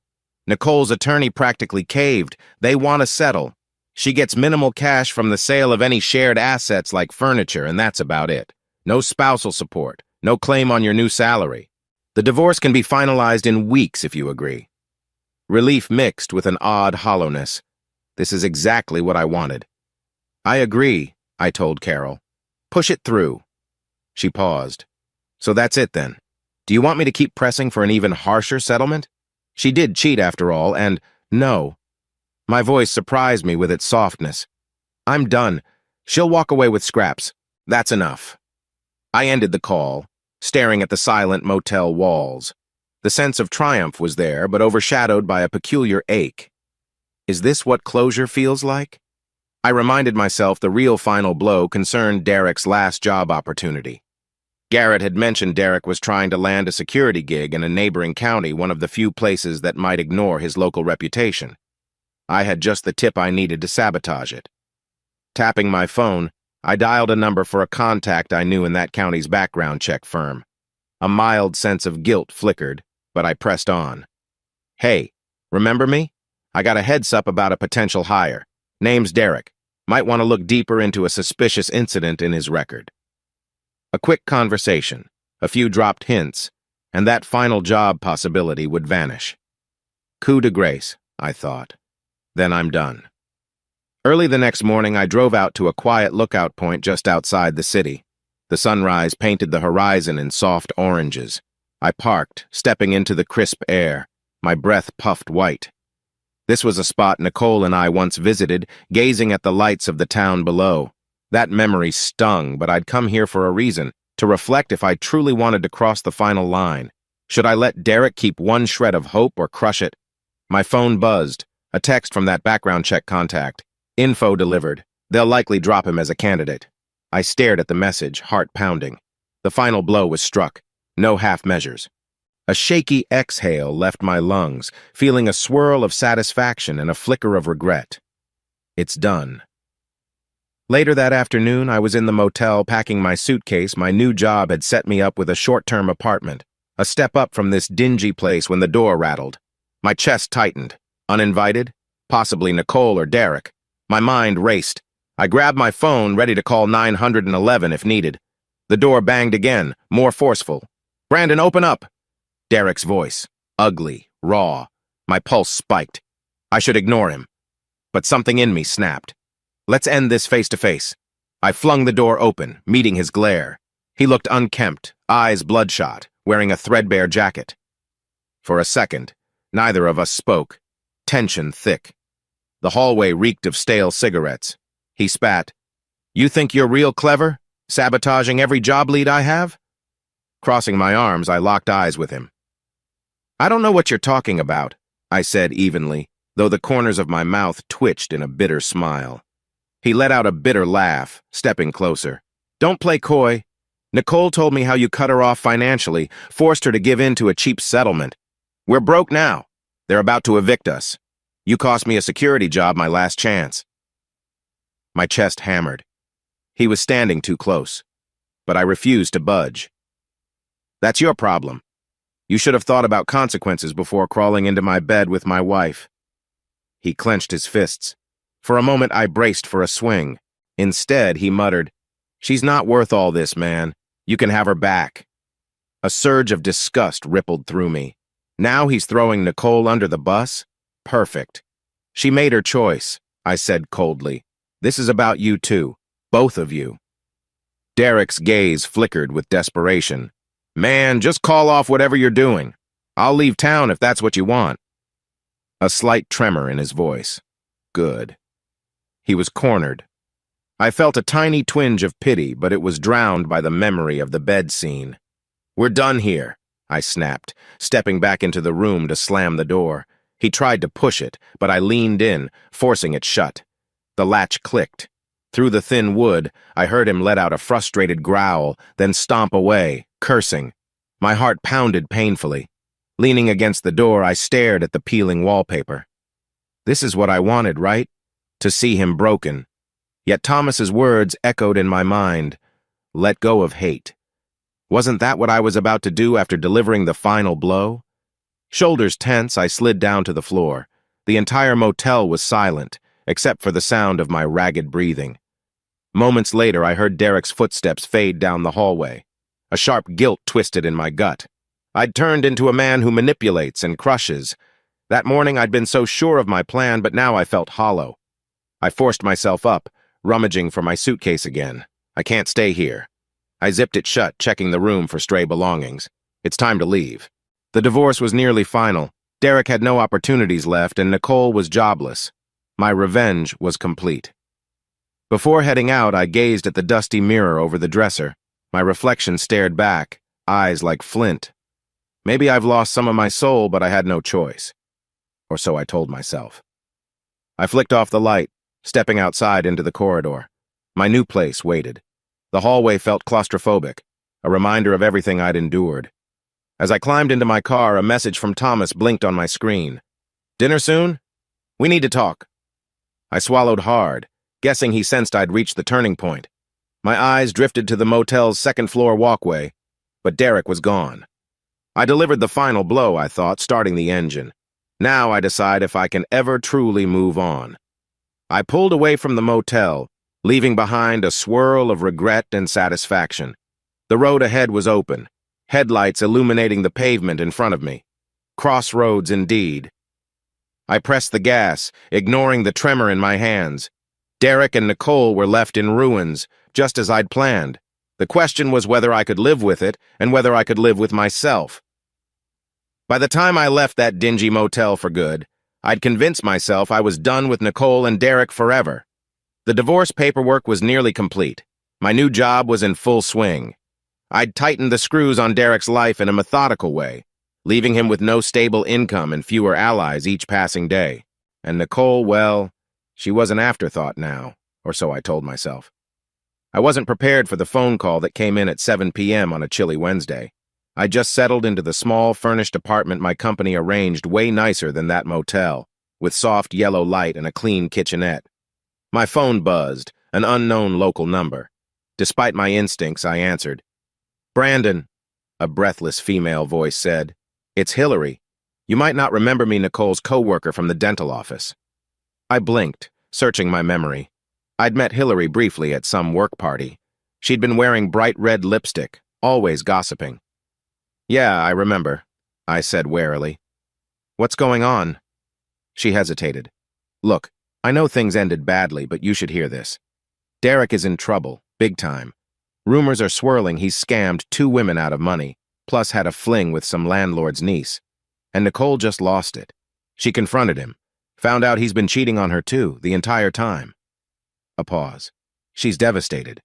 She's basically homeless since they got evicted, and she's trying to find you." My pulse hammered. Derek had multiple affairs? So much for their perfect fling. Part of me felt a grim satisfaction. Another part of me dreaded the drama. Why is she trying to find me? We're nearly divorced.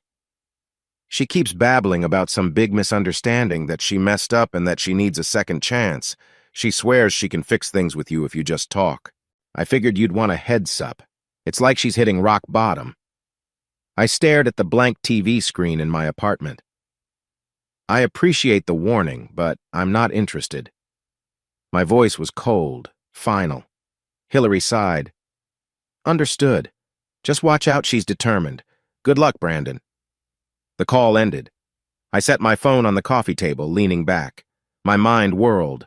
Derek's downfall is complete. He'd not only lost his job prospects, but apparently was playing multiple women on the side. So now Nicole faced the ugly truth that she'd thrown everything away for a guy who never intended to stay loyal. That night, I tried to distract myself with a documentary about robotics, something that usually sparks my curiosity. But my eyes kept drifting to the phone, half expecting it to ring again. Eventually, I dozed off on the couch. When I woke near midnight, I stumbled to bed, dreams haunted by half-formed images of Nicole standing in a dark alley, face streaked with tears. The next day, I arrived at my engineering office to find an email from Thomas asking me to drop by his new workspace. He'd been moved into a smaller branch of the same company, serving as a consultant. I popped in during lunch. His desk was piled with mechanical prototypes and project outlines. He waved me in. "You've heard, right?" he asked, leaning back in his squeaky chair. "Derek's meltdown is all over town. People say he owed money to a gambling group, scammed some unsuspecting women, and Nicole's jobless, humiliated. Word is she's couch surfing." I tried for a casual shrug. "They did it to themselves." Thomas pinned me with a stern look. "And does that satisfy you?" The question cut deeper than I liked. I did what I had to do.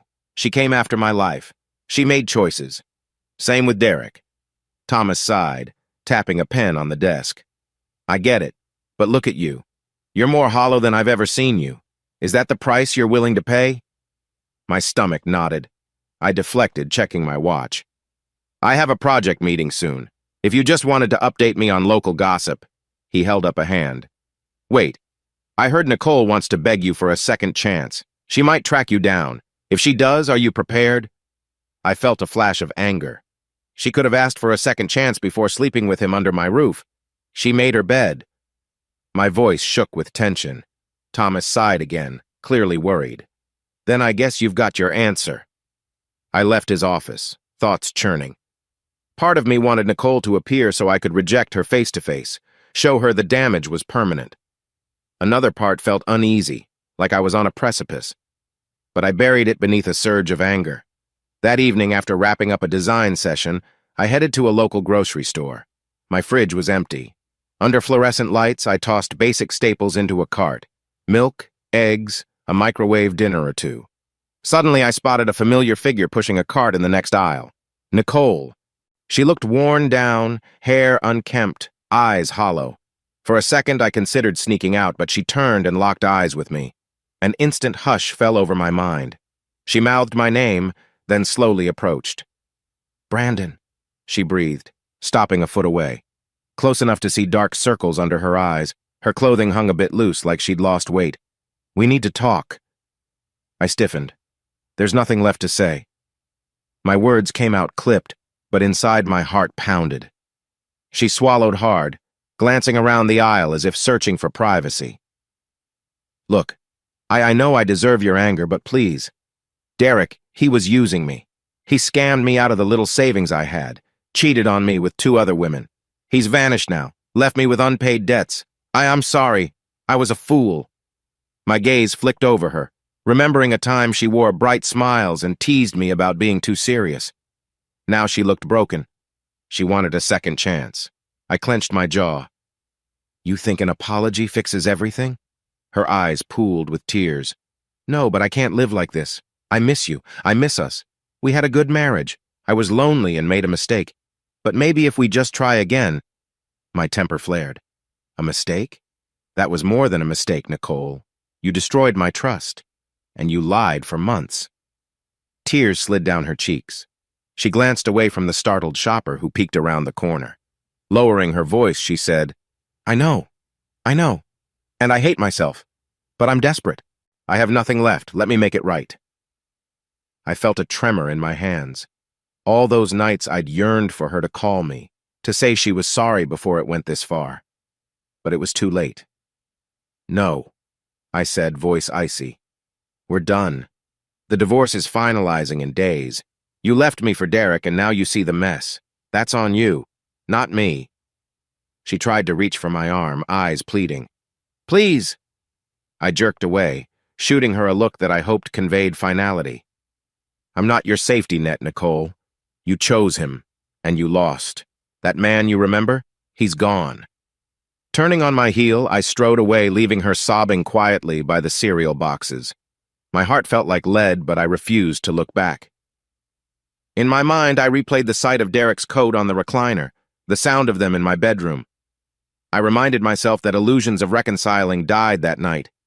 She gave me up for cheap thrills. Now she wanted a second chance only because her fling burned her. No more illusions, I told myself.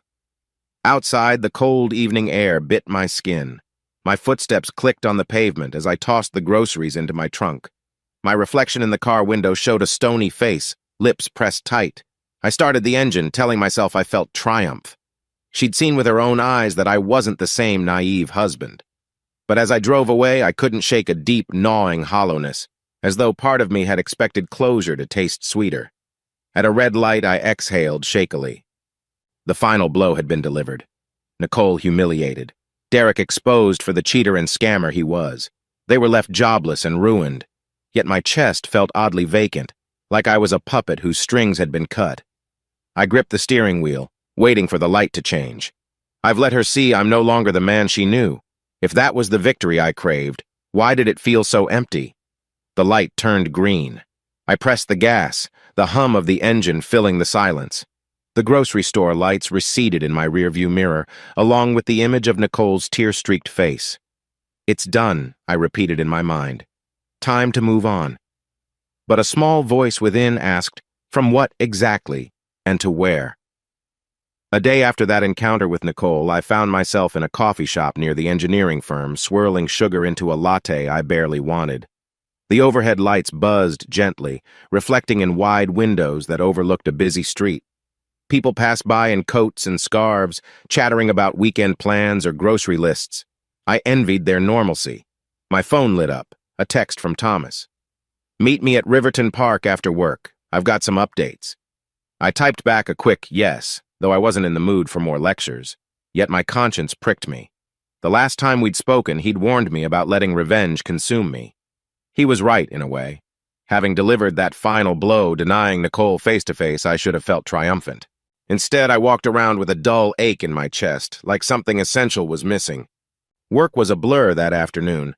I reviewed pipeline designs, corrected some mechanical specs, answered Linda's questions about a new safety valve.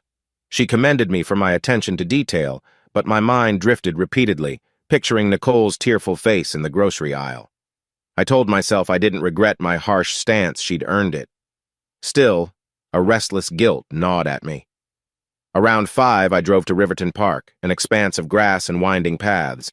Trees had mostly shed their leaves, leaving bare branches that stretched against the pale sky. Thomas waved from a bench near the pond, wearing his old leather jacket. I parked, walking over, the crunch of gravel underfoot. He stood as I approached, nodding a greeting. "Thanks for coming. Thought we'd talk somewhere neutral." "Sure," I said warily, shoving my hands in my jacket pockets. "What's on your mind?" He pointed to the bench and we both sat. A crisp breeze ruffled the edges of a newspaper someone had left behind. "I ran into Nicole," Thomas began. My pulse kicked up. "She was looking for you. Asked me how to reach you. She seemed broken. Told me you refused to speak. I told her you had every right." I stared at the pond, noticing a few ducks gliding on the surface. "So what's the point, Thomas?" He exhaled heavily. "You got your revenge. Derek's exposed for the scumbag he is. Nicole's humiliated and unemployed. Doesn't that mean it's time to move on?" I shrugged, annoyance flickering. "I'm not going back to her, if that's what you mean." Thomas shook his head. "No, I'm talking about moving on with your life. You're carrying so much hate, it's like a virus in your veins. That night I saw you right after the betrayal, you were hurt but still alive inside. Now you look numb." My jaw tightened. "Revenge doesn't come with balloons and confetti, Thomas. It was necessary." He gave me a measured look. "But does it feel good? Does it solve the pain?" I clenched my fists in my pockets, not answering. "Of course it doesn't feel good," I wanted to shout. But I'd spent so long chasing the next step in my plan to ruin them that I hadn't thought about the emotional cost. A stiff silence fell, punctuated by the soft quack of a duck. Thomas shifted. "Look, I'm not your enemy. I just don't want you to lose yourself. We can't rebuild our lives on vengeance." I pressed my lips together. Something about his words pierced the guard I'd erected. "I don't know how to do anything else right now," I finally admitted. "She was my whole life, and she shredded it." He nodded, gaze compassionate. "I get that. But if you keep dwelling in that bitterness, you'll remain chained to what she did. Let her go, Brandon. Let the old pain go." I swallowed, trying to quell the sting in my throat. "Is that all you wanted to say?" Thomas patted my shoulder gently. "No. I also wanted you to know there's more to life than this. Maybe you'll see that soon enough." He rose. "By the way, the new project manager's dinner is next Friday. Might be good for you to meet more people. Maybe someone else can show you there's light beyond the darkness." I nodded, half listening. We parted ways, Thomas giving me one last sad look. As I headed back to my car, my mind whirled with his words. You can't rebuild on vengeance. Maybe there's more to life. I dreaded the emptiness that seemed to swirl whenever I wasn't actively plotting some new sting against Nicole or Derek. That evening, alone in my apartment, I tried to unwind by flipping channels, stopping on a true crime documentary. They were talking about criminals who manipulated victims, how the cycle of deception created more damage than anticipated. My thoughts drifted to Derek, the manipulator who ended up cornered by my manipulations in turn. A bitter twist of irony. Halfway through, my phone buzzed with an unfamiliar number. My heart tensed. I answered with a stiff, "Hello?" A woman's voice, soft yet confident. "Hi, I'm Evelyn. I got your number from Linda at the office. She said you needed some external consulting on that new pipeline design. I'm a freelance CAD specialist." My shoulders relaxed. Not Nicole, not Derek. "Oh, right," I said. Linda had mentioned bringing in a consultant. "Nice to meet you over the phone." She laughed lightly, a sound that felt oddly soothing. Likewise. "Sorry if I'm calling at a bad time. Linda said you're the lead engineer, so I want to coordinate with you on file formats, deadlines, that kind of stuff." I glanced at my laptop on the coffee table. Plans for the pipeline open. "No problem. Let's talk details." We chatted for about 15 minutes, mostly about design specs and timelines. Yet I found myself oddly intrigued by her voice, patient, direct, but with a gentle warmth. She asked clarifying questions, showing genuine interest in the project. I realized I hadn't smiled so freely in weeks. "Thanks for your time," she said finally. "I'll swing by the office next Monday if that works." "That works," I replied, noticing the faint ease in my chest. "Looking forward to it." After the call ended, I sat there, phone in hand, feeling a curious sense of relief. Just a normal conversation, no undertones of betrayal or bitterness. For a moment, it reminded me that there were still decent people out there, that I wasn't trapped forever in the shadows of my broken marriage. I caught myself drifting into a reflective mood. The contrast between Thomas's words and this new conversation with Evelyn hovered in my mind. Could life beyond vengeance actually feel simpler? "Don't get ahead of yourself," I scolded silently. It was just a phone call with a consultant. But that night, as I lay in bed, I felt the hollow space in my chest shift. Thomas's warning echoed, "You can't rebuild your life on vengeance." Maybe the next phase of my existence would involve more than punishing those who hurt me. The thought calmed me, albeit tinged with uncertainty. "We'll see," I told myself, closing my eyes. I drifted to sleep with a faint sense that something new, something a little brighter had brushed the edges of my life. Despite the faint optimism from my phone call with Evelyn, the nights that followed were plagued by haunted dreams. I'd fall asleep only to jolt awake hours later, the images vivid and unsettling. In one dream, I was back in our old apartment, hearing muffled voices behind the bedroom door. I'd push it open, see Nicole tangled with Derek, and I'd try to scream, but no sound emerged. Then the walls collapsed, leaving me in a silent void. One night I woke drenched in sweat, sheets twisted around my legs. The clock read 3 a.m. My heart pounded as I recalled the day I first discovered their affair. I'd channeled my fury into dismantling their lives, yet here I was, trembling in the dark. Revenge may have cut them down, but it didn't erase my memories, I thought grimly. In the quiet darkness, I whispered curses at Derek, at Nicole, at my own heart for still caring. In the morning, I forced myself up, got dressed, and headed to the office. Evelyn was supposed to drop by around 9. I went through my tasks mechanically until Linda poked her head in, smiling. "Your consultant's here," she teased. "She's in the lounge waiting for you." I walked over, heart oddly racing. Evelyn was flipping through a magazine, wearing a casual blazer and jeans. Shoulder-length dark hair framed a face that looked bright, yet calm. She glanced up, smiling. "Brandon, hey." Her warmth disarmed me. "Hi, welcome," I said, trying to keep my voice steady. "Let's head to the conference room. I've got the specs ready." Once inside, we spread out engineering drawings.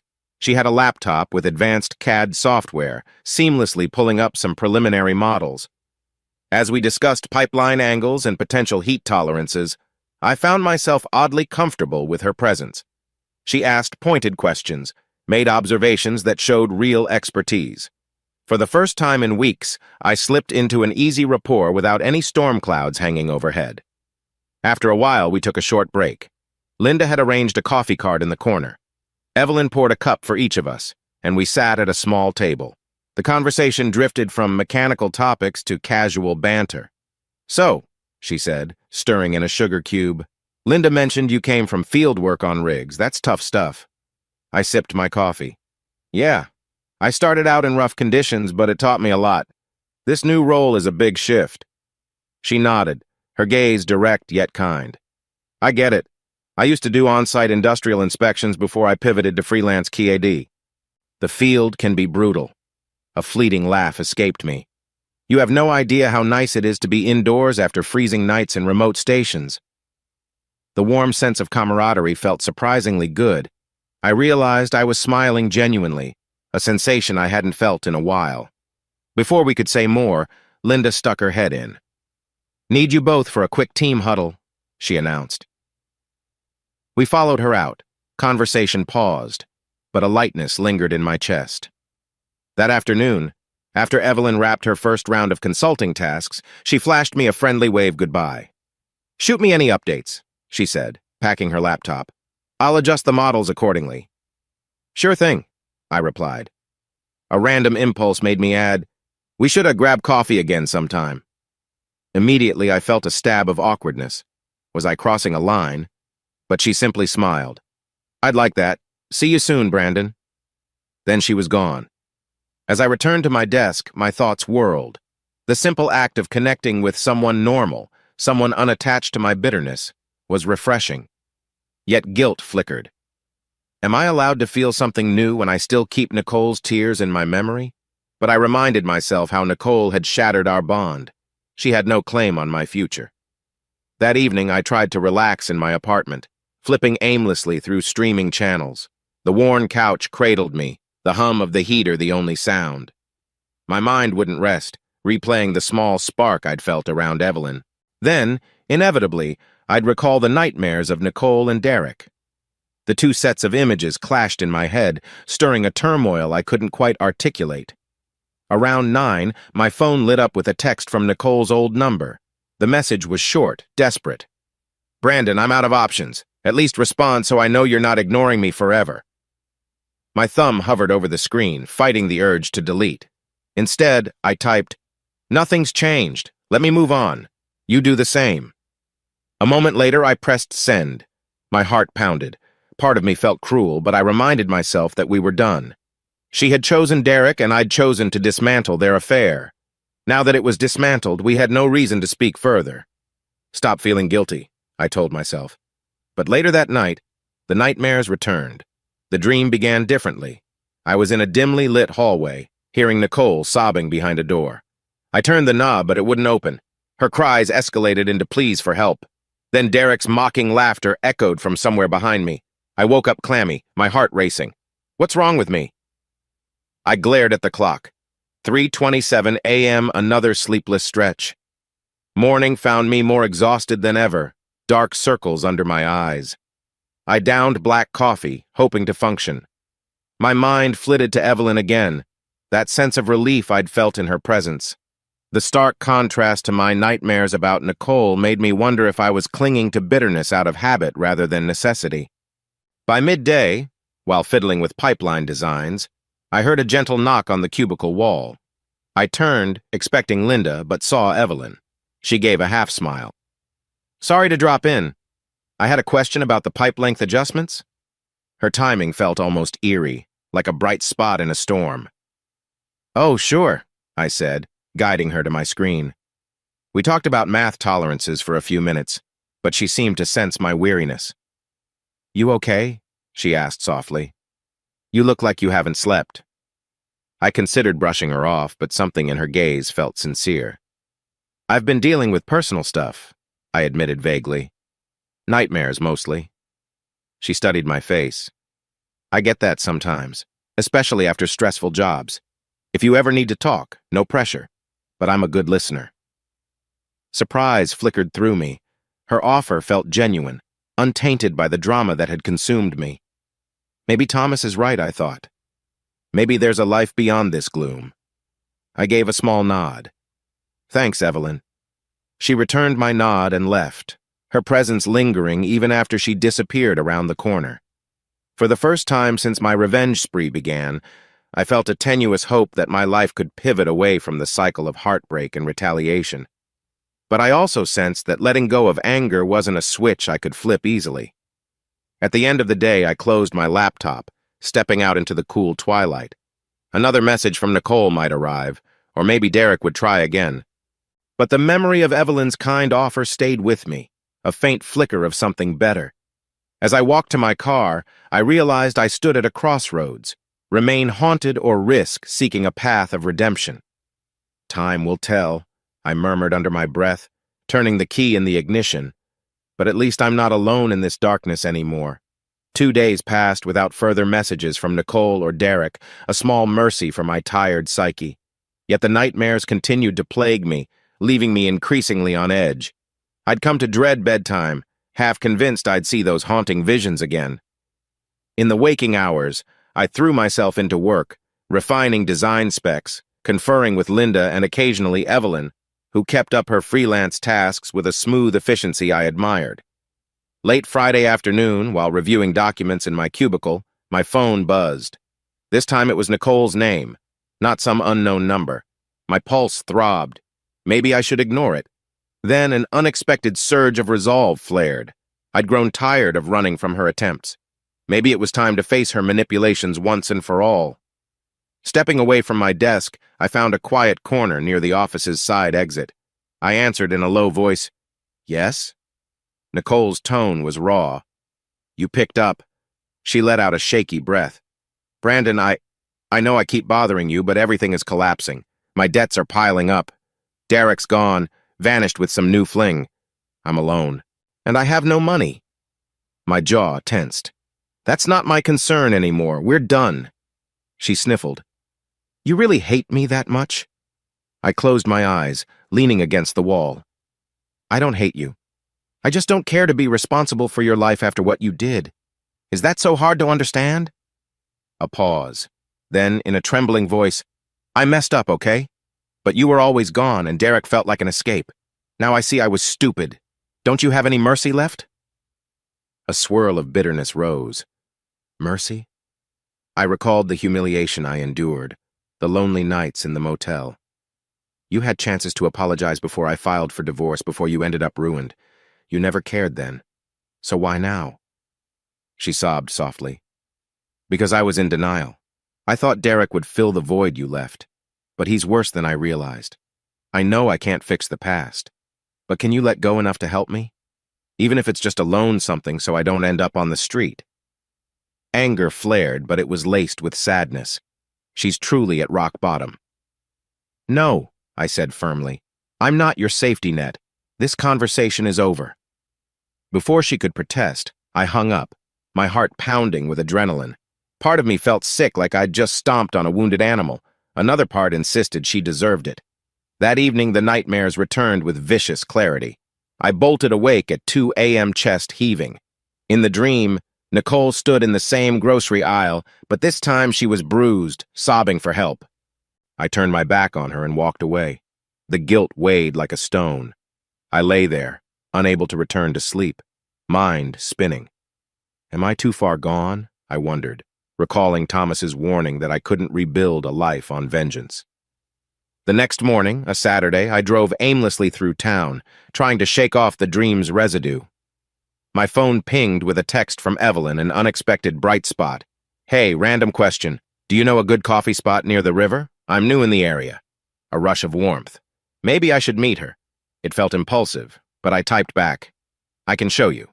Want to grab coffee this morning?" Her reply came quick. "Sure, I'm free at 10.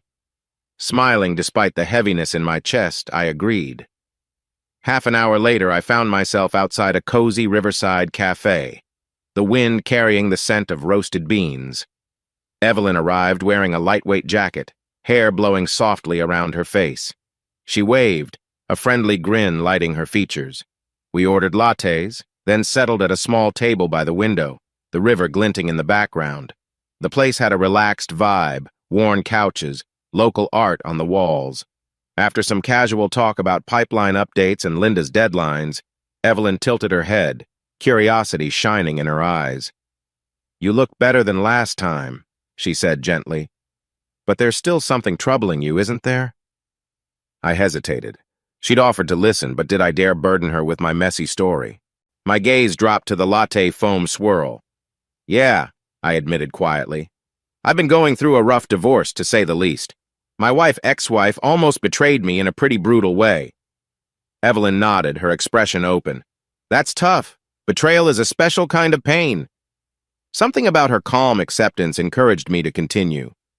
In a hushed voice, I shared a shortened version. How Nicole cheated with Derek, how I discovered it on New Year's, how I channeled my heartbreak into dismantling their relationship. I didn't glorify the details just enough to convey that I'd inflicted real damage. She listened intently, her gaze never wavering. When I finished, she exhaled softly. "I see why you're haunted by nightmares. That's a lot of hurt, and you sought revenge, which is human, but it doesn't heal your core wound." I swallowed hard. I figured if I destroyed them like they destroyed me, I'd feel closure. But now I'm stuck. I keep dreaming about her tears, about everything. Thomas says I should let go. But how? Evelyn reached across the table, resting her fingertips lightly on my wrist. The touch felt warm, Not romantic in an overt sense, but comforting. Sometimes letting go doesn't mean forgiving them in your heart, it means forgiving your own need to keep punishing them. You can't change what they did, but you can change how you let it affect your life. My throat constricted, tears threatening behind my eyes. Am I that broken that a stranger's kindness almost makes me cry? But I blinked, inhaling. I hear you, I managed. It's just not easy. She gave a soft smile, pulling her hand back. It never is. But you get to decide how much power they hold over your future. We sipped our lattes in companionable silence, the hum of the cafe around us. For the first time in ages, I felt seen not as a man obsessed with vengeance, but as someone who'd been deeply wounded and was still trying to find a way out. After an hour, we parted with an understanding that we'd collaborate more on the pipeline project and maybe chat again over coffee. I left feeling lighter, as if some of the bitterness clinging to my soul had cracked, letting in a faint ray of compassion. Evelyn has no stake in my past, I thought. She just sees me now, bruises and all. That evening, Nicole texted one more time. I'm truly lost, Brandon. I have nowhere. Even a few $100s would help me get a room. My stomach lurched. Was this a manipulation or genuine desperation? Evelyn's words echoed. You can't change what they did, but you can change how much power it has over you. I realized giving Nicole more money would only keep me chained to the past. She had 1,000 resources, family, social programs, friends if she really tried.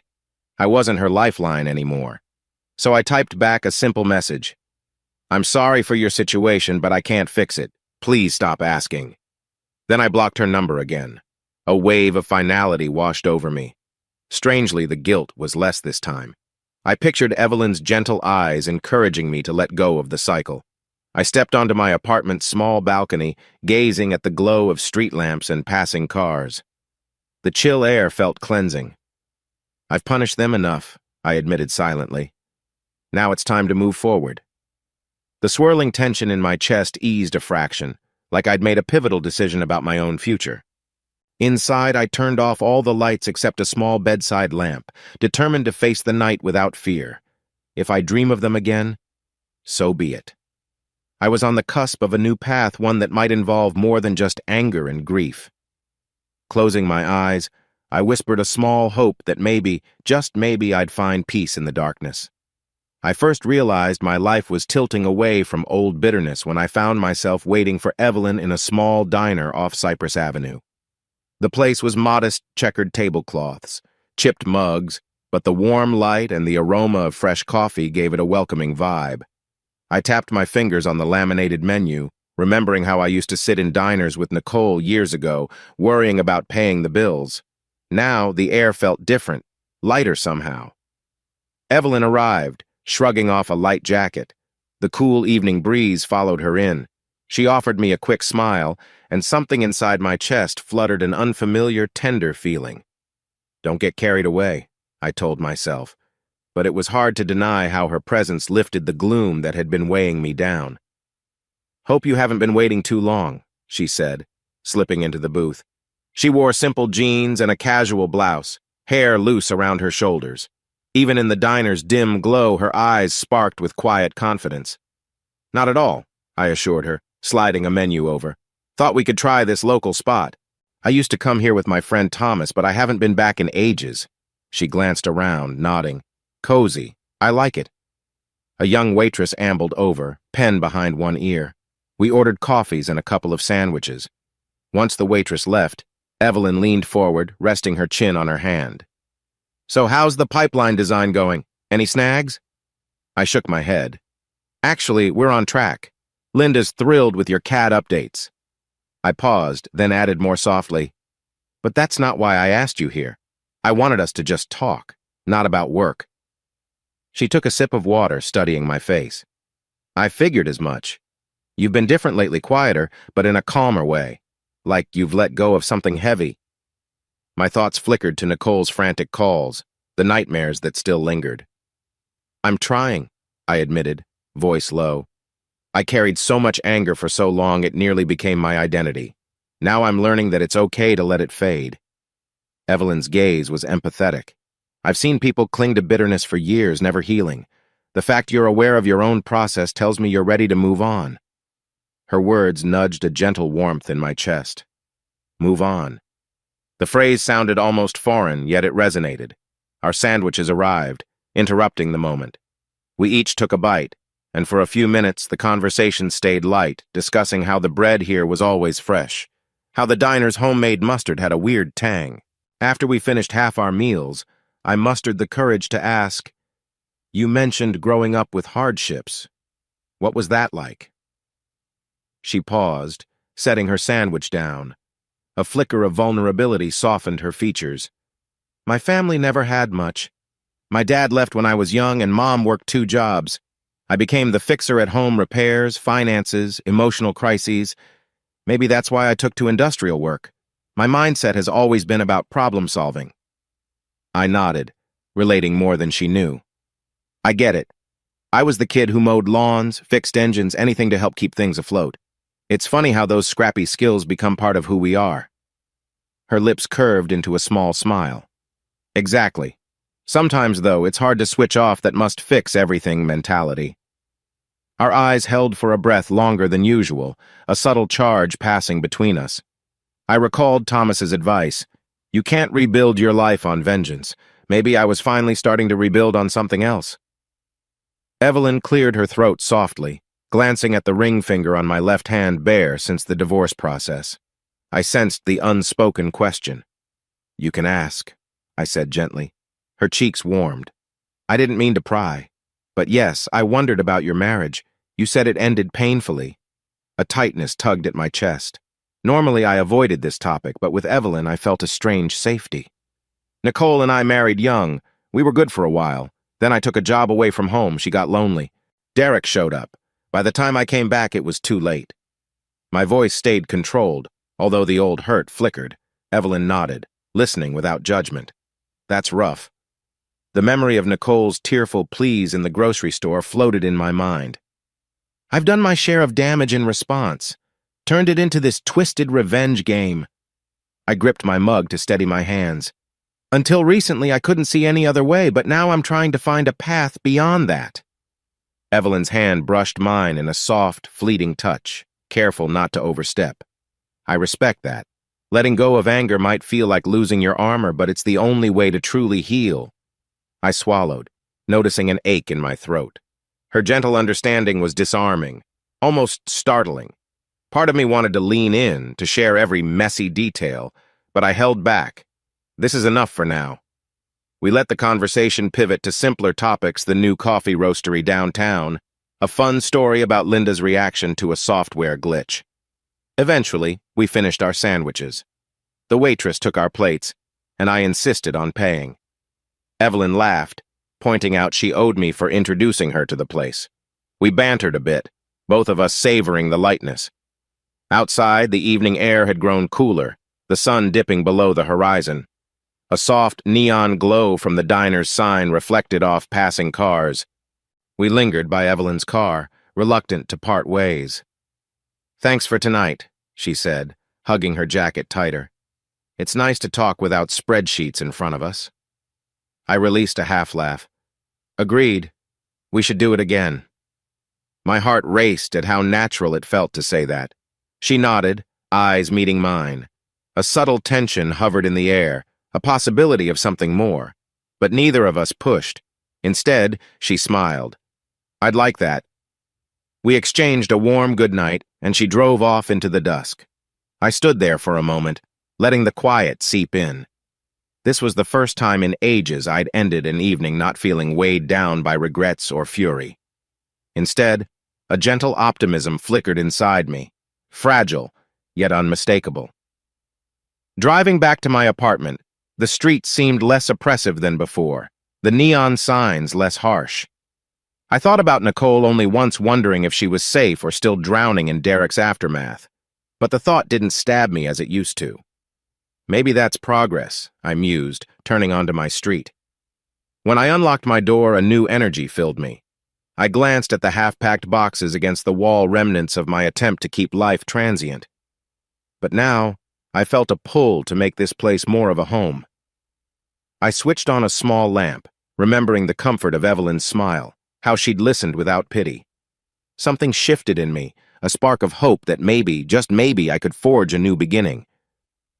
And for once, as I crawled into bed, I didn't dread the nightmares.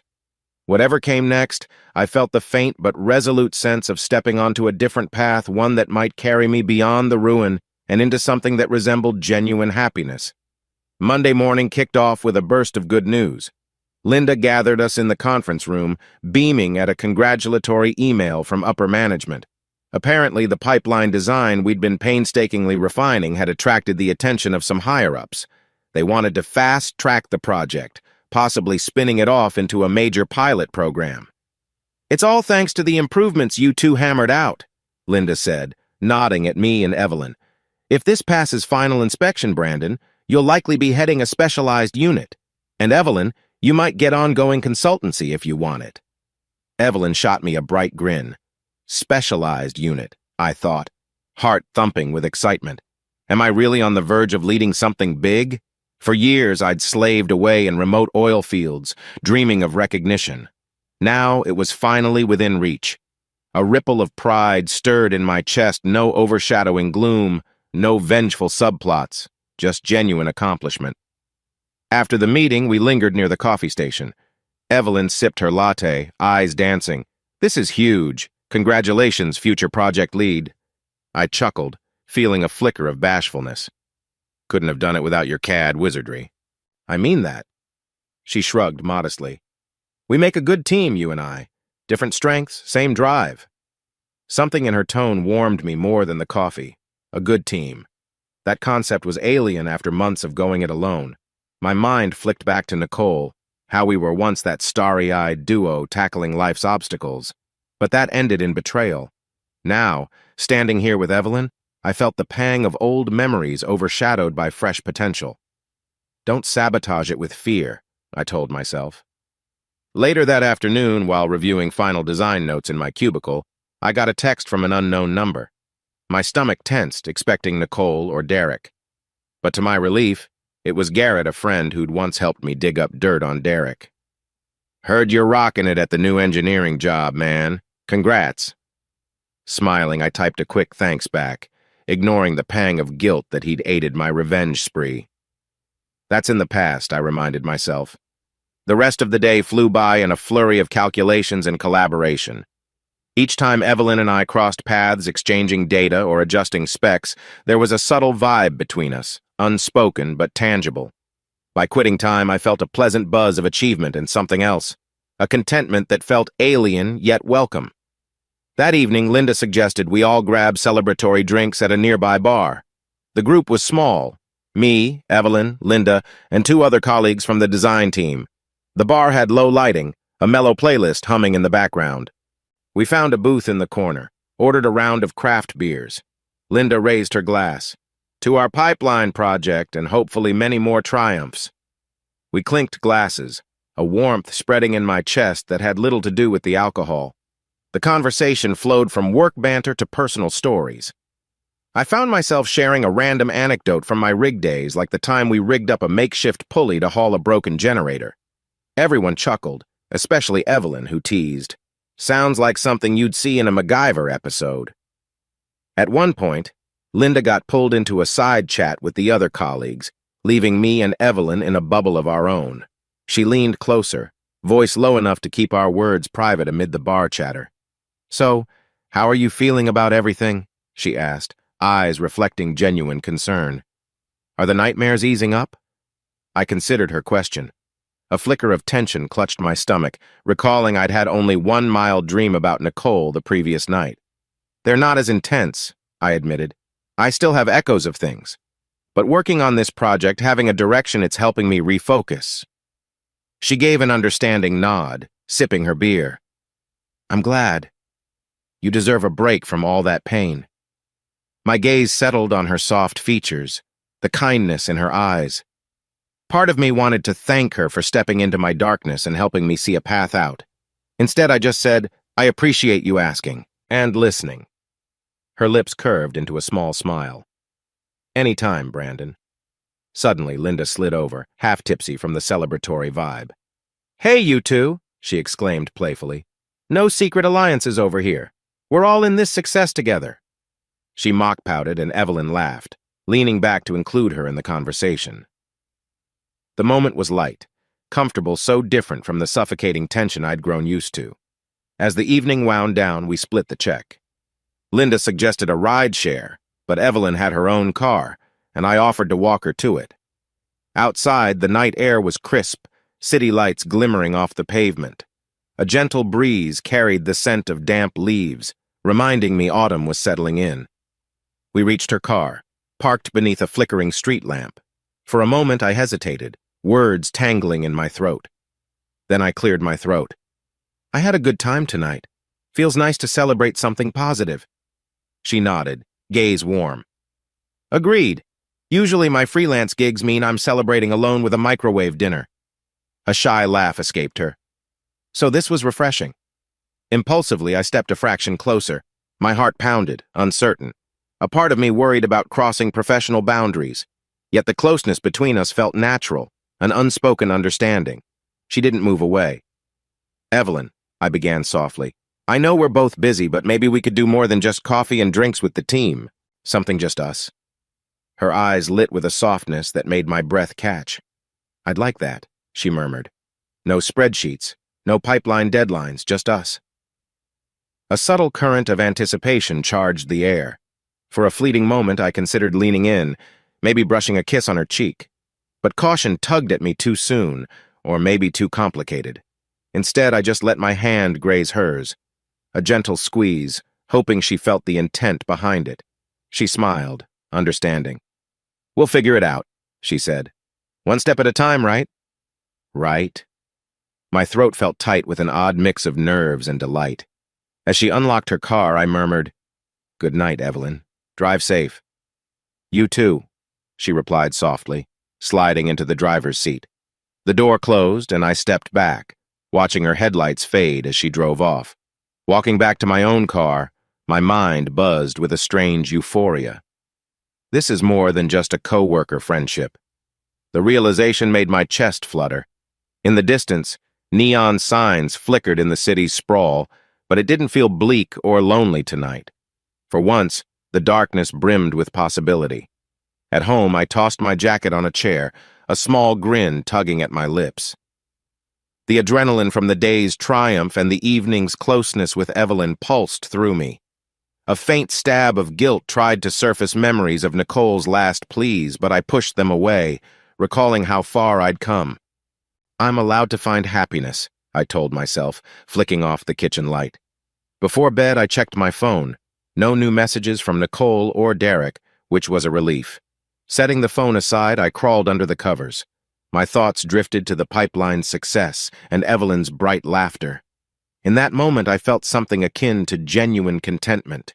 Closing my eyes, I breathed out a silent vow. I'm done living in the ruins. Maybe a new life was truly within reach. The following weeks brought a steady rhythm of progress at the engineering firm and a slow, steady closeness between Evelyn and me. We didn't advertise our growing bond to coworkers, but Linda teased us good-naturedly whenever we lingered too long over coffee breaks. It felt like a new chapter in my life, one defined not by bitterness but by cautious optimism. One Friday evening, we decided to grab dinner on our own terms, away from spreadsheets, away from the usual downtown spots. Evelyn suggested a family-owned Italian place on the outskirts of the city, a cozy restaurant with dim lights, checkered tablecloths, and a violinist who strolled between tables. It was the kind of warm, intimate setting that made me both excited and anxious. Is this an actual date? I wondered. The idea sent a pleasant jolt through me. She arrived in a simple black dress, hair partially pinned back. I greeted her at the entrance, swallowing a sudden lump in my throat at how stunning she looked. "You're beautiful," I said, the words slipping out before I could weigh them. A faint blush touched her cheeks. "Thank you," she said softly, then eyed my own neat attire, a collared shirt and dark slacks. "You clean up pretty well yourself." The host led us to a corner table, candles flickering softly. After ordering wine, we settled into a conversation that drifted from playful to personal in a way that felt both natural and charged with unspoken meaning. She asked about my rig days, my mechanical passions, and I asked about her family, her path into Kiad work. At one point, she touched upon a more delicate topic, her voice low. "You told me you were letting go of your old anger. Has it been hard?" I paused, swirling the wine in my glass. "Yeah, it still creeps up sometimes, especially in those nightmares. But it's different now.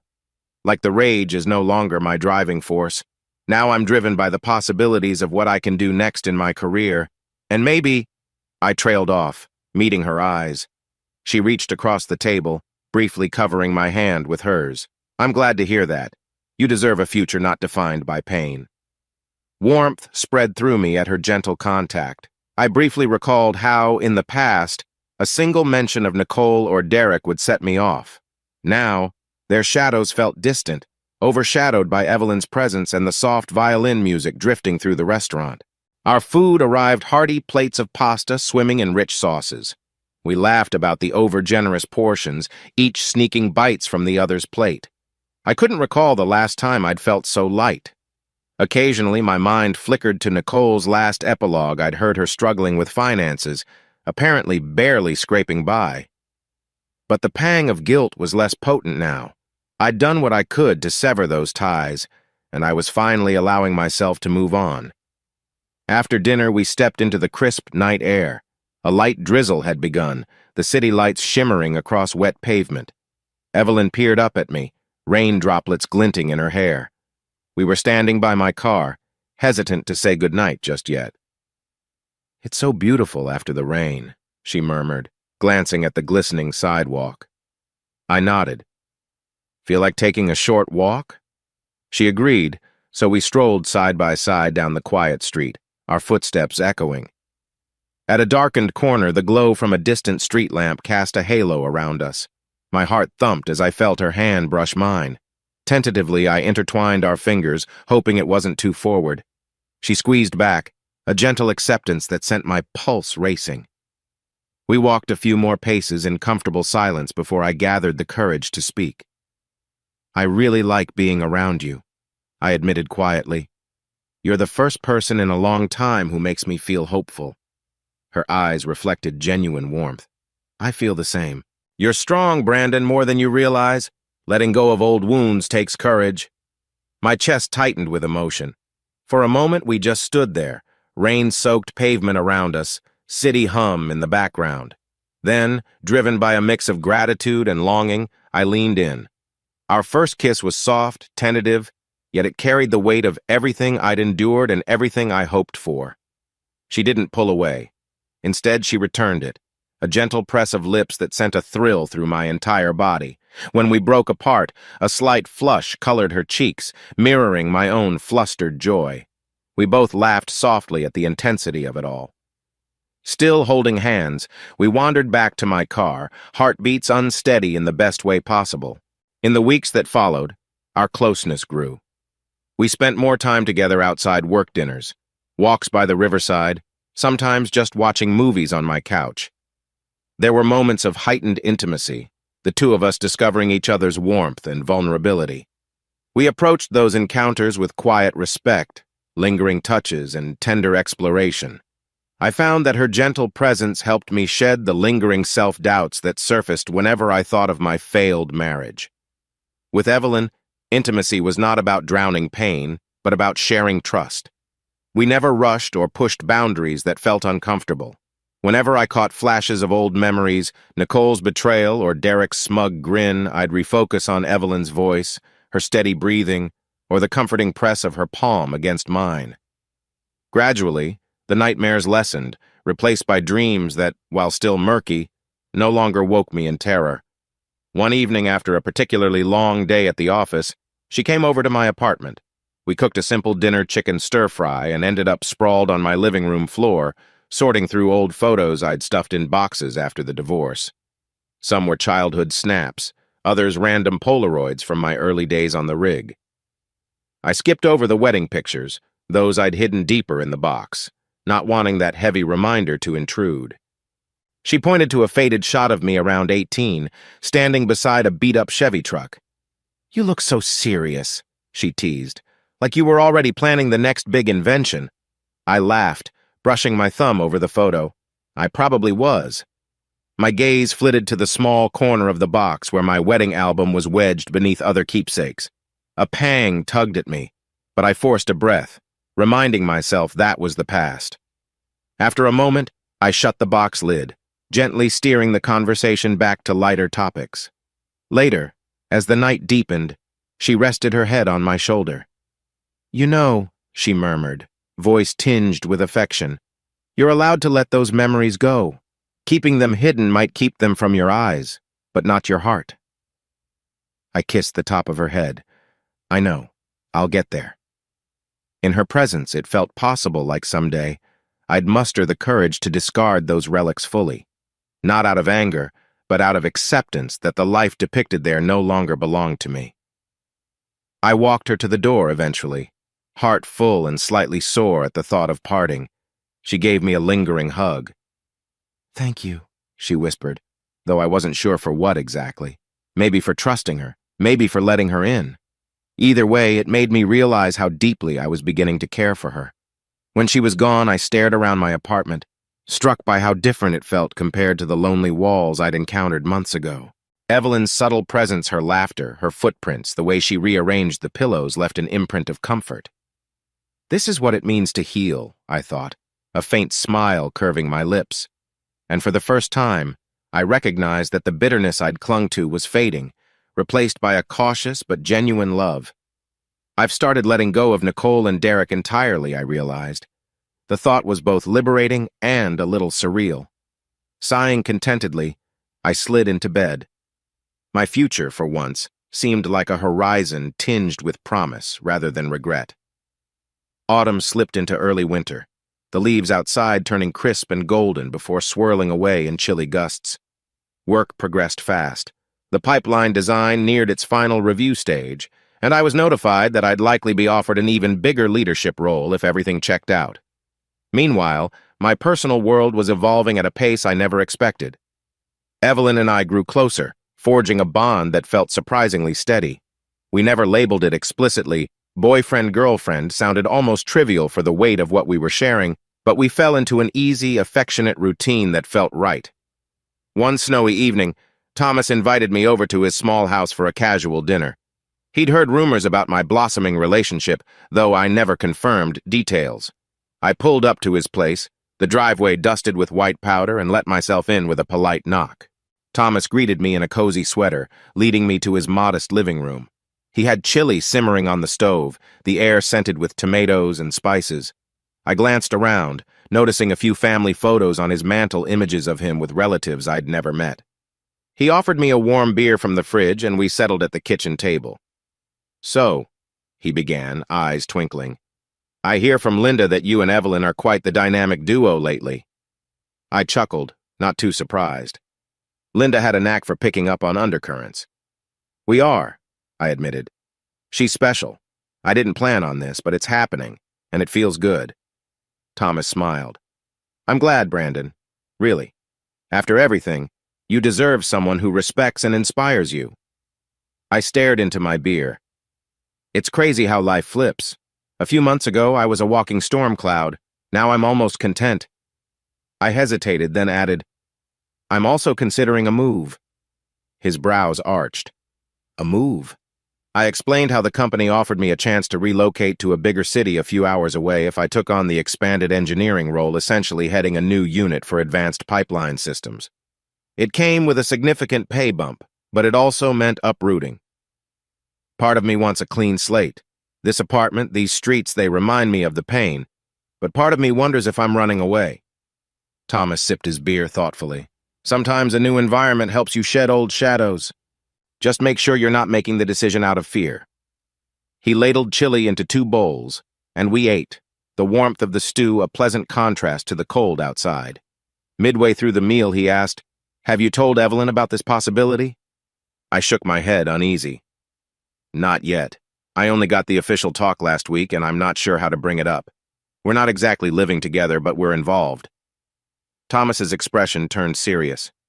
"Brandon, if you truly see a future with her, it's time to share your plans. She might surprise you."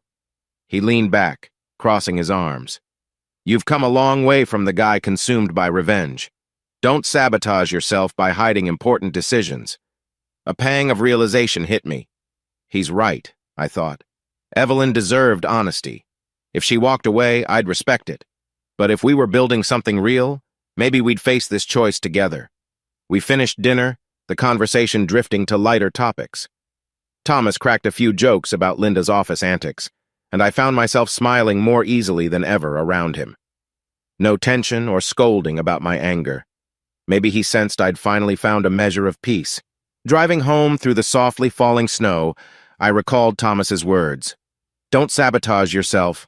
I mulled over how to bring it up with Evelyn. My heart hammered at the idea of losing her if she couldn't or wouldn't move. That weekend, I invited Evelyn over for a quiet evening at my apartment. I cooked a simple meal, roast chicken and vegetables, and lit a couple of candles for a cozy vibe. When she arrived, cheeks pink from the cold, I took her coat and guided her to the small dining nook. We ate, chatting about the final pipeline tests. She beamed about how it might set a new standard for winterized piping. As we finished, I mustered the courage to bring up the relocation. So remember how we heard rumors about an advanced unit forming around our design? Her eyes sparkled. Yeah, Linda mentioned it might be official soon. It's huge for the company. I nodded, throat tightening. They offered me the lead position, but it's in Shorebridge, 3 hours away. New city, new office.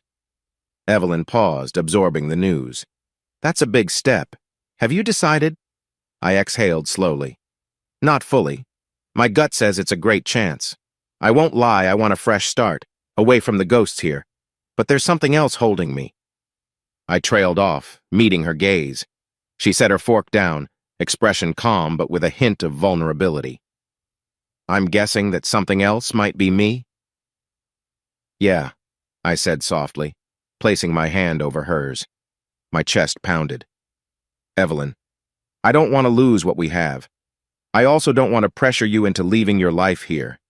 But if there's a chance you'd consider maybe moving with me, or at least working remotely part-time, I'd be open to discussing it. We've built something real, and it feels too precious to let slip away. She squeezed my hand, lips curving in a tender smile. Brandon, I care about you a lot. My work is freelance. I can do CAD from anywhere, as long as I have a good setup.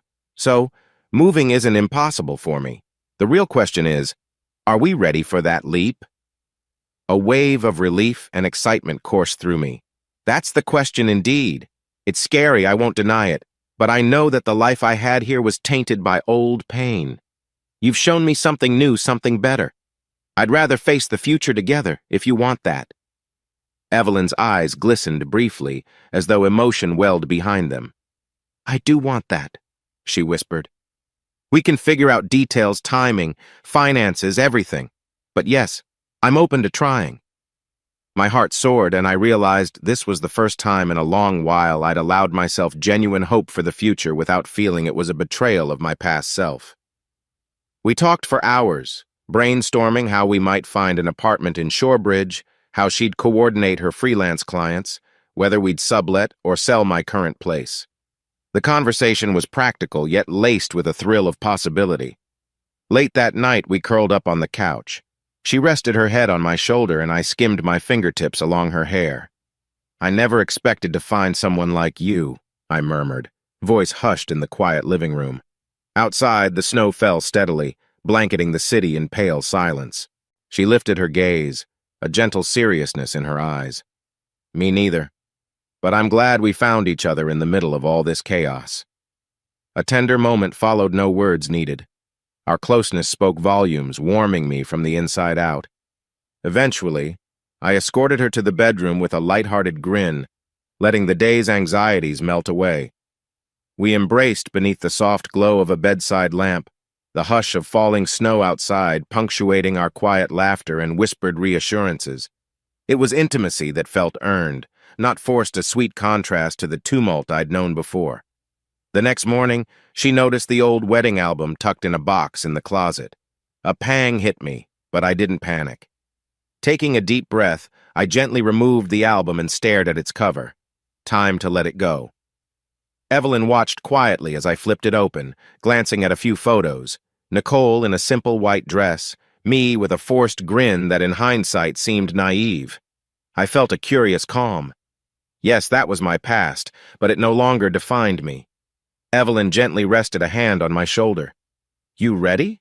she asked, voice soft. I nodded. Without drama or tears, I slipped the album into a trash bag. A weight lifted from my chest. I'd kept these relics out of guilt or fear. Now, discarding them was a testament to the new life I was choosing. Evelyn hugged me, a light yet firm embrace that said everything. We shared a few quiet moments, then I cleared my throat. "Let's get breakfast," I suggested, smiling. "I'm starving." She laughed, and we left the apartment, that trash bag by the door. I knew that after I dropped her off, I'd take it to the dumpster. It felt symbolic, a final step in closing the chapter on my old, vengeful self. And I was okay with that, more than okay. I was eager to step fully into the bright, self-made future waiting for me. A year can change everything. That's what I think as I stand by the kitchen island in our new condo, sunlight spilling across polished hardwood floors. My reflection in the window shows a man I scarcely recognize calmer gaze, no dark circles from endless nightmares. Life has shifted, grown quieter, more hopeful. This place is a testament to that transformation, a cozy top-floor unit with a gentle breeze whispering in from the balcony. A noise from the hallway rouses me, Evelyn's voice, soft and teasing. "Brandon, are you daydreaming again? We've got a busy morning, remember?" She strides in, wearing sweatpants and an old band t-shirt, hair still damp from her shower. Even like this, she carries a subtle glow. I grin, setting down the coffee mug I've been warming in my hands. "Just admiring the place," I reply. "Hard to believe we've been here 3 months." 3 months since we moved into the heart of Shorebridge, a city that feels miles worlds away from the old apartment overshadowed by Betrayal. The engineering firm placed me at the helm of a new pipeline innovation team. But more importantly, Evelyn's flexible freelance allowed her to relocate too. We decided on this condo, close enough for me to commute and for her to walk to a local maker's studio she sometimes rents out. She glances at the clock on the stove. "I'm meeting with a potential new CAD client at 10. Then we're stopping by that philanthropic event at noon, right?" She flips open a planner, scanning the schedule. "Remember we talked about volunteering with Thomas? He's setting up an outreach for underprivileged kids interested in mechanics. You wanted to teach them basic engineering concepts." My chest warms at the thought. From a revenge-driven loner to someone volunteering for a kid's workshop. I never pictured this life, but it fits better than I'd have imagined. "Definitely," I say, feeling a surge of pride. "Thomas told me it's the first big event he's organized since relocating here. I'm on board." She leans in, pecking my cheek. "Let's not forget lunch with Linda tomorrow. She's in town to check out how your new unit's performing." I chuckle. "Linda can't stay away, can she? She misses the drama." The friendly banter comes easily, a sign of the domestic harmony we've built. No tension about old memories or hidden resentments. We slip into a routine. Me finishing breakfast, scrambled eggs with a hint of rosemary, while Evelyn double-checks her emails. The condo's living area has bright walls scattered with sketches and blueprint mock-ups. People who visit say it feels creative, lived in. That's mostly Evelyn's influence. She fosters an atmosphere of collaboration, even at home. I once told her it's nice to have a space that's ours, not overshadowed by ghosts. We savor a quick meal standing by the island, mugs of coffee steaming between us. "I can drop you at the community center on my way," she offers, placing her mug in the sink. Nodding, I grab a light jacket. "Sure. Then we'll meet Thomas. Maybe later tonight we can just order in, watch some show, and, you know..." My voice trails off with a hint of playful insinuation. Over the past months, we've found an intimacy that's tender and unhurried, a far cry from the storms I once faced. Even so, there's a lingering thrill whenever we're close. Evelyn smirks. "Sounds like a plan," she says, stepping into her sneakers. "Now let's go help some kids learn about building stuff." Her excitement for the volunteer project lights her eyes. Outside, the city bustles with mid-morning energy. Cars stream past. A street musician plucks gentle chords on a guitar near the corner. We navigate to the community center, a modest brick building with a bright mural on one side. Thomas stands by the entrance, waving. A cluster of kids in various ages forms around him, many wearing curious expressions. He spots us and beckons us over. "Brandon," he calls. "Glad you could make it." His grin is easy, content. "Hey, Evelyn." We exchange greetings, and I notice how Thomas's entire demeanor has relaxed since moving here. Freed from the old setting, he too seems more at ease. A year ago, we were all tangled in the aftermath of revenge and betrayal. Now we gather for a philanthropic workshop of all things. Life can pivot so dramatically. We set up inside, a table with simple mechanical parts gears, rods, miniature motors. The kids, ranging from about 8 to 14, hover around. Thomas and I begin explaining how a basic gear train can change speed or torque. Evelyn joins in, showing them how a small CAD model on her laptop corresponds to the real parts they see. The children's wide-eyed wonder tugs at my heart. In their bright curiosity, I glimpse the passion I once had before bitterness jaded me.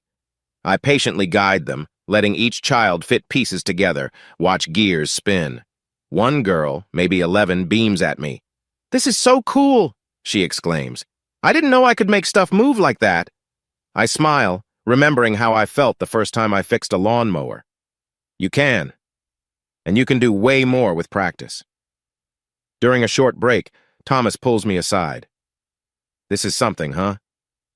Remember how I used to warn you about letting your anger define you?"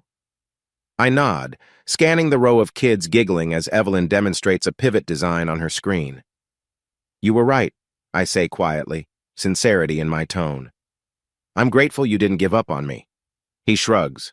"We all need people who see our potential. Looks like you're paying it forward now." The rest of the workshop flies by. By noon, the kids are clamoring to keep playing with the gear sets, and we promise to return for future sessions. Evelyn and I exchange a look of contentment. We've come so far. After packing up, Thomas pats my shoulder. "I'll see you both around. Keep me posted on that big promotion, yeah?" I grin. "Will do." Evelyn and I slip out into the midday sunshine. She's practically glowing with happiness. "That was fun," she says, hooking her arm through mine.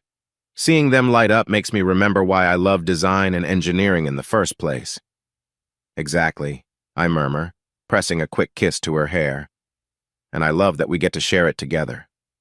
Our laughter echoes softly between buildings as we stroll back to her car. For a moment, I recall Nicole's face. But there's no sting, just a distant memory. Everything about my life now underscores a quiet conviction. The future is no longer shackled by betrayal. Evelyn's presence cements that reality. By the time we return home, the condo feels more like a sanctuary than ever. I glance at the framed snapshot on the mantel. Me and Evelyn, arms around each other, smiles unguarded. It's from a trip we took up north, a spontaneous weekend getaway to see a robotics expo. That memory is so different from the old snapshots I once hoarded from my failed marriage.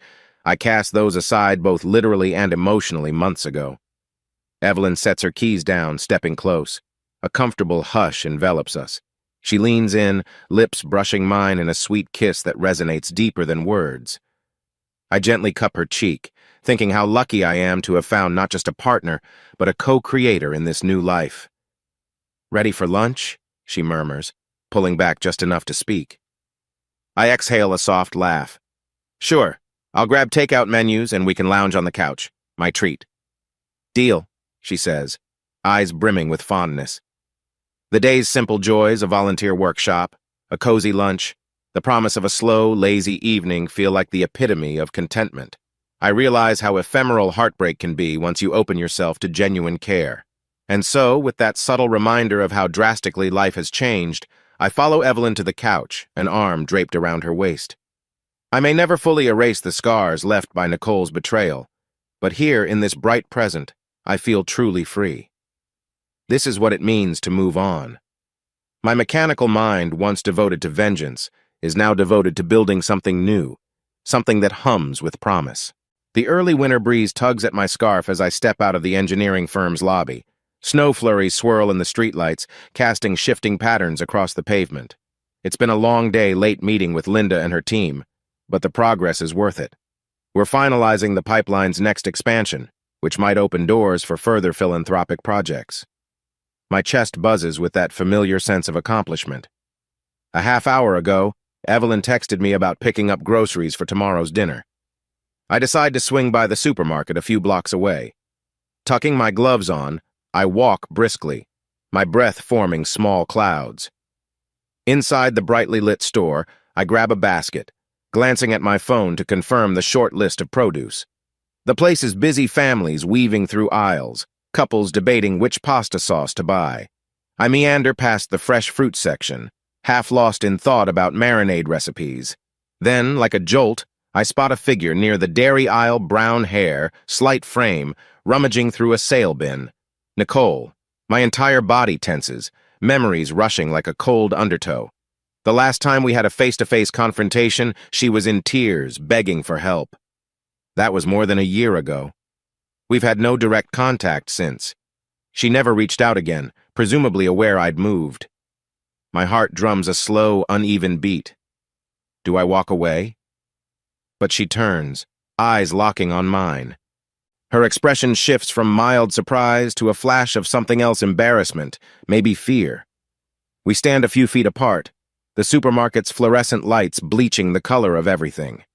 My mind races with 100 questions. Is she still destitute? Did Derek vanish for good? But I don't feel that old surge of anger, just a calm resolve. Brandon, she says, her voice subdued, almost reverent. I didn't know you were in Shorebridge. I swallow. I relocated for work, I reply curtly.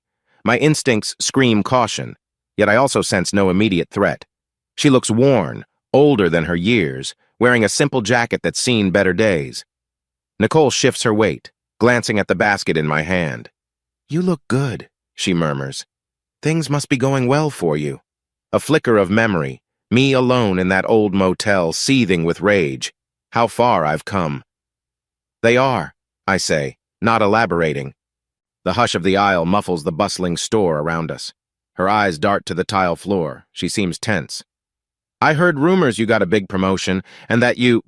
She halts, taking a steadying breath. That you're with someone else now. I inhale, reminding myself to keep my composure. Yes, Evelyn. She's an engineer too, well consultant. We live together. I'm happy. The final words come easier than I expected. Nicole's face flickers with an odd mixture of regret and faint relief. That's good, she says, voice small. You always deserved better than what I did. I shift my basket from one hand to the other, unsure how to respond.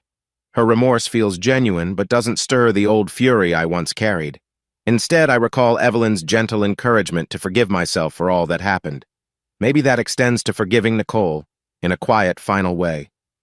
She clears her throat, eyeing the near-empty sale bin. I have a new place, too. Not fancy, but stable. Derek's gone, left me for some other scheme. I didn't bother chasing him. She forces a dry laugh that holds no real humor. I guess we both ended up in new cities, just not together. A beat of silence.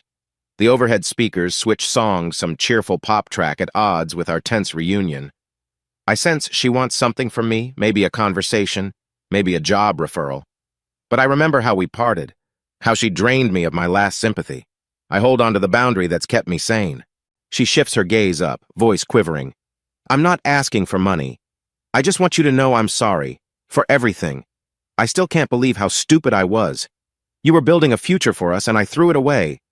Derek was never... He was... She stops, biting her lip. I exhale softly. It's in the past, Nicole.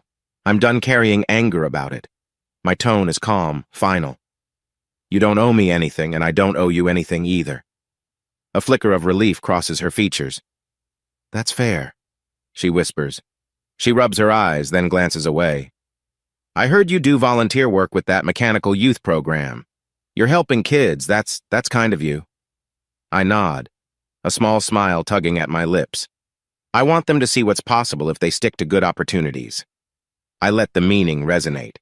If she'd stuck around, maybe we'd have built that future together. But no sense rehashing old regrets. She lifts her gaze again. If you ever need, if there's a chance to work or do something helpful, I'm looking for a fresh start. But I understand if you can't trust me. Her voice wavers, a mixture of hope and resignation. I pause, considering. Part of me wants to recoil, to say no. But I also realize I'm not the same broken man who lived to see her suffer. Set the boundary. Nicole, I say gently, I appreciate your apology, and I'm glad you're trying to move on. But my team, we have our own flow. I can't just hand you a role, especially with all that happened. She nods stiffly, as if expecting no less. Right, of course. A shaky breath escapes her. Then I guess that's all. Take care of yourself, Brandon. For a moment, the old heartbreak resonates in her eyes, reminding me how entwined our lives once were. Now it's like facing a ghost that no longer haunts me. You too, I say quietly. Good luck. She musters a faint smile, then slips down the aisle, disappearing behind a tall display of cereal boxes. I stand there, my pulse thrumming, but it's a mild tension, not the burning rage I once felt. After a moment, I gather the produce Evelyn asked for. My mind replays the encounter, but I feel oddly free. At the checkout, the cashier asks if I found everything I needed. I nod absently, scanning the bag of apples, a box of pasta, fresh spinach. Yes, I found something I needed closure. As I exit into the cold night, I realize there's no residual bitterness, just acceptance that Nicole is a figure from a past life, one that taught me harsh lessons but no longer defines me. Driving home, I let the radio play softly, a pensive calm settling in my chest. I guess that's how it ends for us. We parted without shouting, without tears, just an acknowledgement that we'd moved beyond each other, and that strangely feels like a victory. The final step in confirming my future belongs elsewhere with Evelyn, in a life shaped by trust and respect rather than betrayal. When I reach our condo, Evelyn's voice calls from the living room, "Hey, everything okay?" I set down the groceries, crossing to her side. Gently, I wrap an arm around her waist, inhaling the subtle citrus scent of her shampoo. "I just saw Nicole," I say, voice steady. "We spoke for a minute." Her eyes widen slightly. "And? How do you feel?" I consider the question, measuring my own response. "Strangely fine. I told her I'm not angry, that I'm happy now. She's off living her own life." A slow breath leaves my lungs. I think I finally closed that chapter. Evelyn's lips curve into a gentle smile. She pulls me close, no further questions, just a comforting presence. My heart swells with gratitude for her acceptance, for the life we've built. Outside, the snow continues to drift past the window, each flake a quiet testament to change. We move to the kitchen, talking softly about dinner plans. I feel light, unburdened. The final chord of an old symphony has played, leaving space for a new composition. My gaze flicks across our warm home, settling on Evelyn. Yes, I think, content. This is the future I choose. No more illusions, no more ghosts. Just the steady hum of something real. Another crisp morning finds me seated on our small balcony, the city skyline tinted by a pale sunrise. Evelyn left earlier for a client meeting, and I decided to linger over coffee, half lost in introspection. A year or two ago, I never would have paused like this. I'd have been too restless, fueled by a craving to prove something or to tear someone down. My phone buzzes with a message from Thomas. "We still on for lunch tomorrow? Got updates on the youth program." I tap a quick yes, then set the phone aside. Gazing at the rising sun, I'm struck by how calm I feel. The old me would have been swirling with anxiety or rehashing grudges. Now I breathe in the chill air and let quiet contentment settle. Memories of Nicole swirl in my mind, but they don't sting. That supermarket encounter a few weeks back was the final nudge I needed. She's just a person, flawed and on her own path. I recall how she said she was sorry. I recall how I told her I'd moved on. It wasn't an easy journey, but every time I look around this condo, every time I hold Evelyn's hand or speak with Thomas about philanthropic ideas, I realize my greatest revenge was rebuilding a life beyond the wreckage. Reaching for a small notebook, Evelyn teased me into keeping a place to jot down creative or philanthropic ideas. I thumbed through scribbled notes about expansions for the mechanical youth program, possible ways to incorporate a scholarship fund. It's so far removed from the revenge lists I used to keep in my head. The change resonates in me like a subtle hum of pride. I turned my drive to fix things into something constructive instead of destructive. I think of a line Thomas said once, "Your best revenge is living well." At the time, it sounded cliché, but now it's my reality. Instead of letting betrayal define me, I've forged a future that outshines those old wounds. Does Nicole see that too? Maybe. She caught a glimpse of how I'm thriving, but I no longer crave her reaction. This happiness is for me, for Evelyn, for the kids we mentor not to gloat over. A neighbor's voice rises from a balcony below, gently humming a tune. The city hum is slowly waking up. I sip the last of my coffee, thinking about how I'll spend the day. First, finalize a pipeline report for Linda, then perhaps run a few errands with Evelyn. Maybe dinner with Thomas. The mundane details of life no longer feel oppressive, but rather comforting, like each small task is part of a larger tapestry that's not overshadowed by bitterness. My phone buzzes again. This time, an email from a local journalist. "Heard you're heading a new pipeline project? Interested in a short interview about your philanthropic angle?" Surprised, I click it open. The journalist mentions hearing about my outreach with young mechanical enthusiasts and wants to feature it in a community spotlight. A slow grin spreads over my face. Me, in a spotlight for something good. How different from the days of hushed vengeance and backroom maneuvers. Grabbing my pen, I jot down a reminder to respond. This is the life I've created. Professional success that merges with community work, a supportive partner by my side, and an internal sense of peace. All that old anger? It's not that it vanished entirely. I remain cautious about betrayal, but it no longer rules my decisions. I've replaced it with a focus on growth. A sense of restlessness tugs at me, but it's a positive restlessness. I decide to call Thomas, who answers on the second ring, sounding chipper. "Busy man," he jokes. "What's new?" "Could ask you the same," I reply, leaning against the balcony railing. "I've got a lead on expanding the youth mechanical program to another neighborhood. The local community center is interested." Thomas whistles softly. "Look at you, forging partnerships left and right. Proud of you, Brandon." A warmth fills my chest. Proud of you, Brandon. That phrase used to be what I wanted from Nicole's mouth, from the world. Now I realize I just needed to be proud of myself. "Thanks, man. Also, I got an email from a journalist wanting to do a piece on my pipeline work in the philanthropic Tyne." Thomas chuckles. "Guess the boy from the rig is a local hero now. Just make sure you keep your head on straight. Fame can be tricky." I grin. "I'm not aiming for fame, just hoping to inspire a few folks. Maybe give them a story of how it's possible to come out the other side of heartbreak." Thomas's tone softens. "That's the real success, being free of bitterness. So if you want, I can join the interview to talk about the mechanical youth program. Might give them a broader perspective." "That'd be great," I say. "I'll forward you the details." We hang up, a mutual sense of purpose lingering. This is truly the best revenge, happiness, success, and paying it forward, I muse. I slip back inside the condo, noticing the photos on the mantel. Me and Evelyn on a short trip, me, Thomas, and some kids at the workshop, laughter in each snapshot. I reflect on how none of it would be possible if I'd stayed trapped in resentment. Evelyn returns from her client meeting, arms full of design mock-ups. She sets them on the couch with a sigh. "Talk about a picky client," she jokes, though her eyes sparkle with satisfaction. "He wants me to redo half the layout by tomorrow, but it's fine. I'll manage." I offer her a glass of water, noticing the faint flush on her cheeks from rushing back. "Want me to pick up dinner tonight so you can focus?" She smiles gratefully. "That would be amazing. But first, what's that grin on your face? You look like you won the lottery." Chuckling, I fill her in on the journalist's email, the potential expansion of the youth program, the call with Thomas.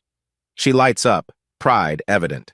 "That's fantastic, and well-deserved. You've poured your heart into it." We settle on the couch, her leaning on my shoulder as I scroll through possible dinner options. The hush in the room wraps around us like a gentle cocoon. Eventually, the conversation drifts to bigger life questions.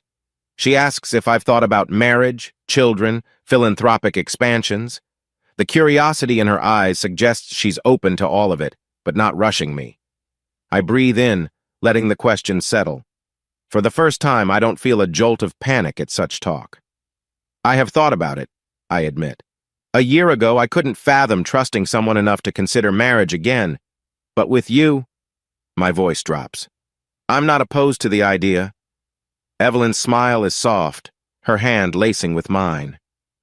"We can take it day by day," she says gently. "No pressure, just possibilities." In that moment, the last threads of fear from my previous marriage loosen. This is the real victory, I realize, not an extravagant vengeance or a final confrontation. My real triumph is letting love and trust back into my life, on my own terms. We eventually pick a Thai restaurant for takeout. As I place the order, I reflect on how ordinary tasks can hold so much meaning once you've come through the fire. Hanging up the phone, I see Evelyn flipping through her design sketches, a serene focus on her face. We're building a future together, not out of desperation, but out of genuine choice. That's the thought lingering in my mind as I head out to grab dinner. My greatest revenge is my own happiness and success. The phrase echoes softly, carrying no bitterness, just acceptance. With that, I step into the quiet evening, snow drifting lightly, heart brimming with a peace I never thought possible. Winter yields to spring, then summer unfolds in a haze of sunny afternoons. Life in Shorebridge surges forward. I find myself busier than ever leading the pipeline unit, co-managing expansions of the youth mechanical program with Thomas, juggling interviews with local media outlets eager to highlight our community initiatives. Yet amid this whirlwind, I've never felt more grounded. One warm summer evening, Evelyn and I return from a short trip to a robotics expo in a neighboring city. We're exhausted but exhilarated, stepping into our condo with suitcases and leftover brochures. The moment we set everything down, I notice a manila envelope on the kitchen counter. Thomas must have dropped it off while we were gone. Curious, I tear it open to find various clippings and documents. Atop is a brief note from Thomas. "Thought you'd want these for your personal archives. It's about your pipeline success and philanthropic angles. Proud of you, T." Evelyn peeks over my shoulder. The clippings show local headlines. Engineer brings fresh perspective to city infrastructure. From rig worker to community leader, Brandon's story. A mild flush colors my cheeks. "This is surreal," I murmur.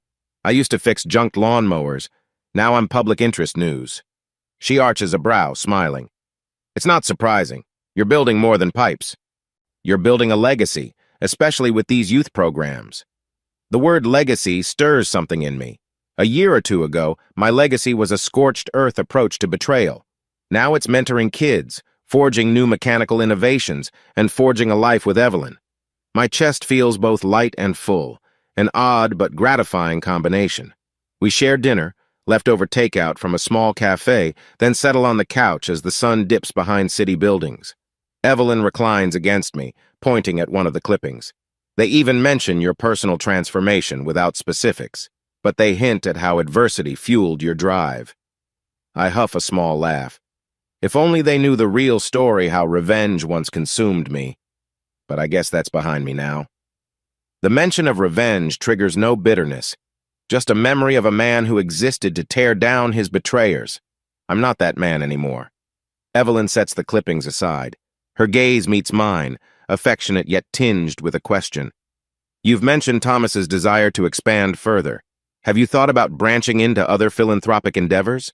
Maybe scholarships for underprivileged students?" A flicker of excitement lights my thoughts. "Actually, yes. I've been saving up, planning to start a small foundation. Maybe offer grants for kids who can't afford advanced courses or robotics clubs." I swallow, emotion rising. I want them to have the opportunities I never had. No shortcuts, just real resources. Her smile is radiant. "I'm in. I'll handle the digital side web presence, application forms. We can call it something like the Future Fixers Initiative." She laughs softly at her own pun, referencing my mechanical roots. The warmth of her encouragement envelops me. We talk late into the evening, bouncing ideas, scribbling notes on a notepad. My mind flickers to Nicole only once, a distant echo. She was part of my old story. Now the new story is being written each day with Evelyn's help, with Thomas cheering from the sidelines, with a city that sees me not as a man scorned, but as a driving force for positive change. As midnight approaches, the condo hushes. Evelyn and I share a quiet intimacy, a soft kiss, lingering touches that speak of comfort and promise. We slip into the bedroom, where we hold each other under the gentle glow of a bedside lamp. No ghosts intrude, only the glow of what we've built. We talk about the possibility of a wedding someday, the shape of a future home if we decide to have children, the philanthropic expansions. Our conversation is interspersed with moments of affectionate laughter, playful teasing about color schemes or cityscapes. This closeness is a far cry from the lonely battles I once fought in the shadows of betrayal. In that tender closeness, we quietly explore each other's warmth, the depth of our bond blossoming in gentle caresses. It's an intimacy rooted in trust, far removed from the frantic or destructive impulses of the past. As we drift into a peaceful doze, I feel a gentle sense that all is as it should be. We stand in a mid-sized auditorium at a local community college, addressing a crowd of 100 students. They've come for our pilot scholarship event, an offshoot of the mechanical youth program. Thomas stands at my left, Evelyn at my right, big smiles on their faces as I step up to the podium. My heart thuds with anticipation. This is the unveiling of the Future Fixers initiative. Clearing my throat, I speak to the hush that falls over the room. I grew up fixing machines, not knowing it'd someday shape my life. I faced hurdles, financial, emotional, that nearly derailed me. I glance at Evelyn, who nods encouragingly. But I found a way forward through sheer grit and the help of good people.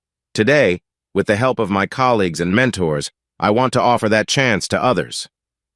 An applause ripples through the crowd. A swirl of gratitude fills me. My old pain, recycled into hope for them. I outline the scholarship's purpose, how it'll fund advanced mechanical or engineering courses for students who demonstrate passion but lack resources. Thomas steps in, praising my leadership and Evelyn's organizational brilliance. Evelyn modestly shrugs, but the audience loves her energy. Afterward, people come up, shaking hands, congratulating us. I see in their eyes excitement and relief.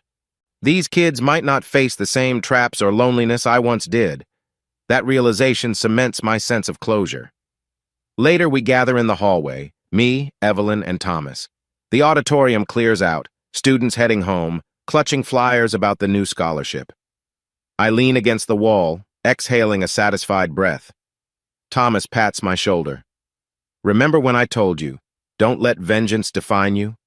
Look how far you've come. I smile, memory surfacing. Yeah, I remember. Evelyn slides an arm around my waist, a gentle affection in her eyes. Proud of you, Brandon.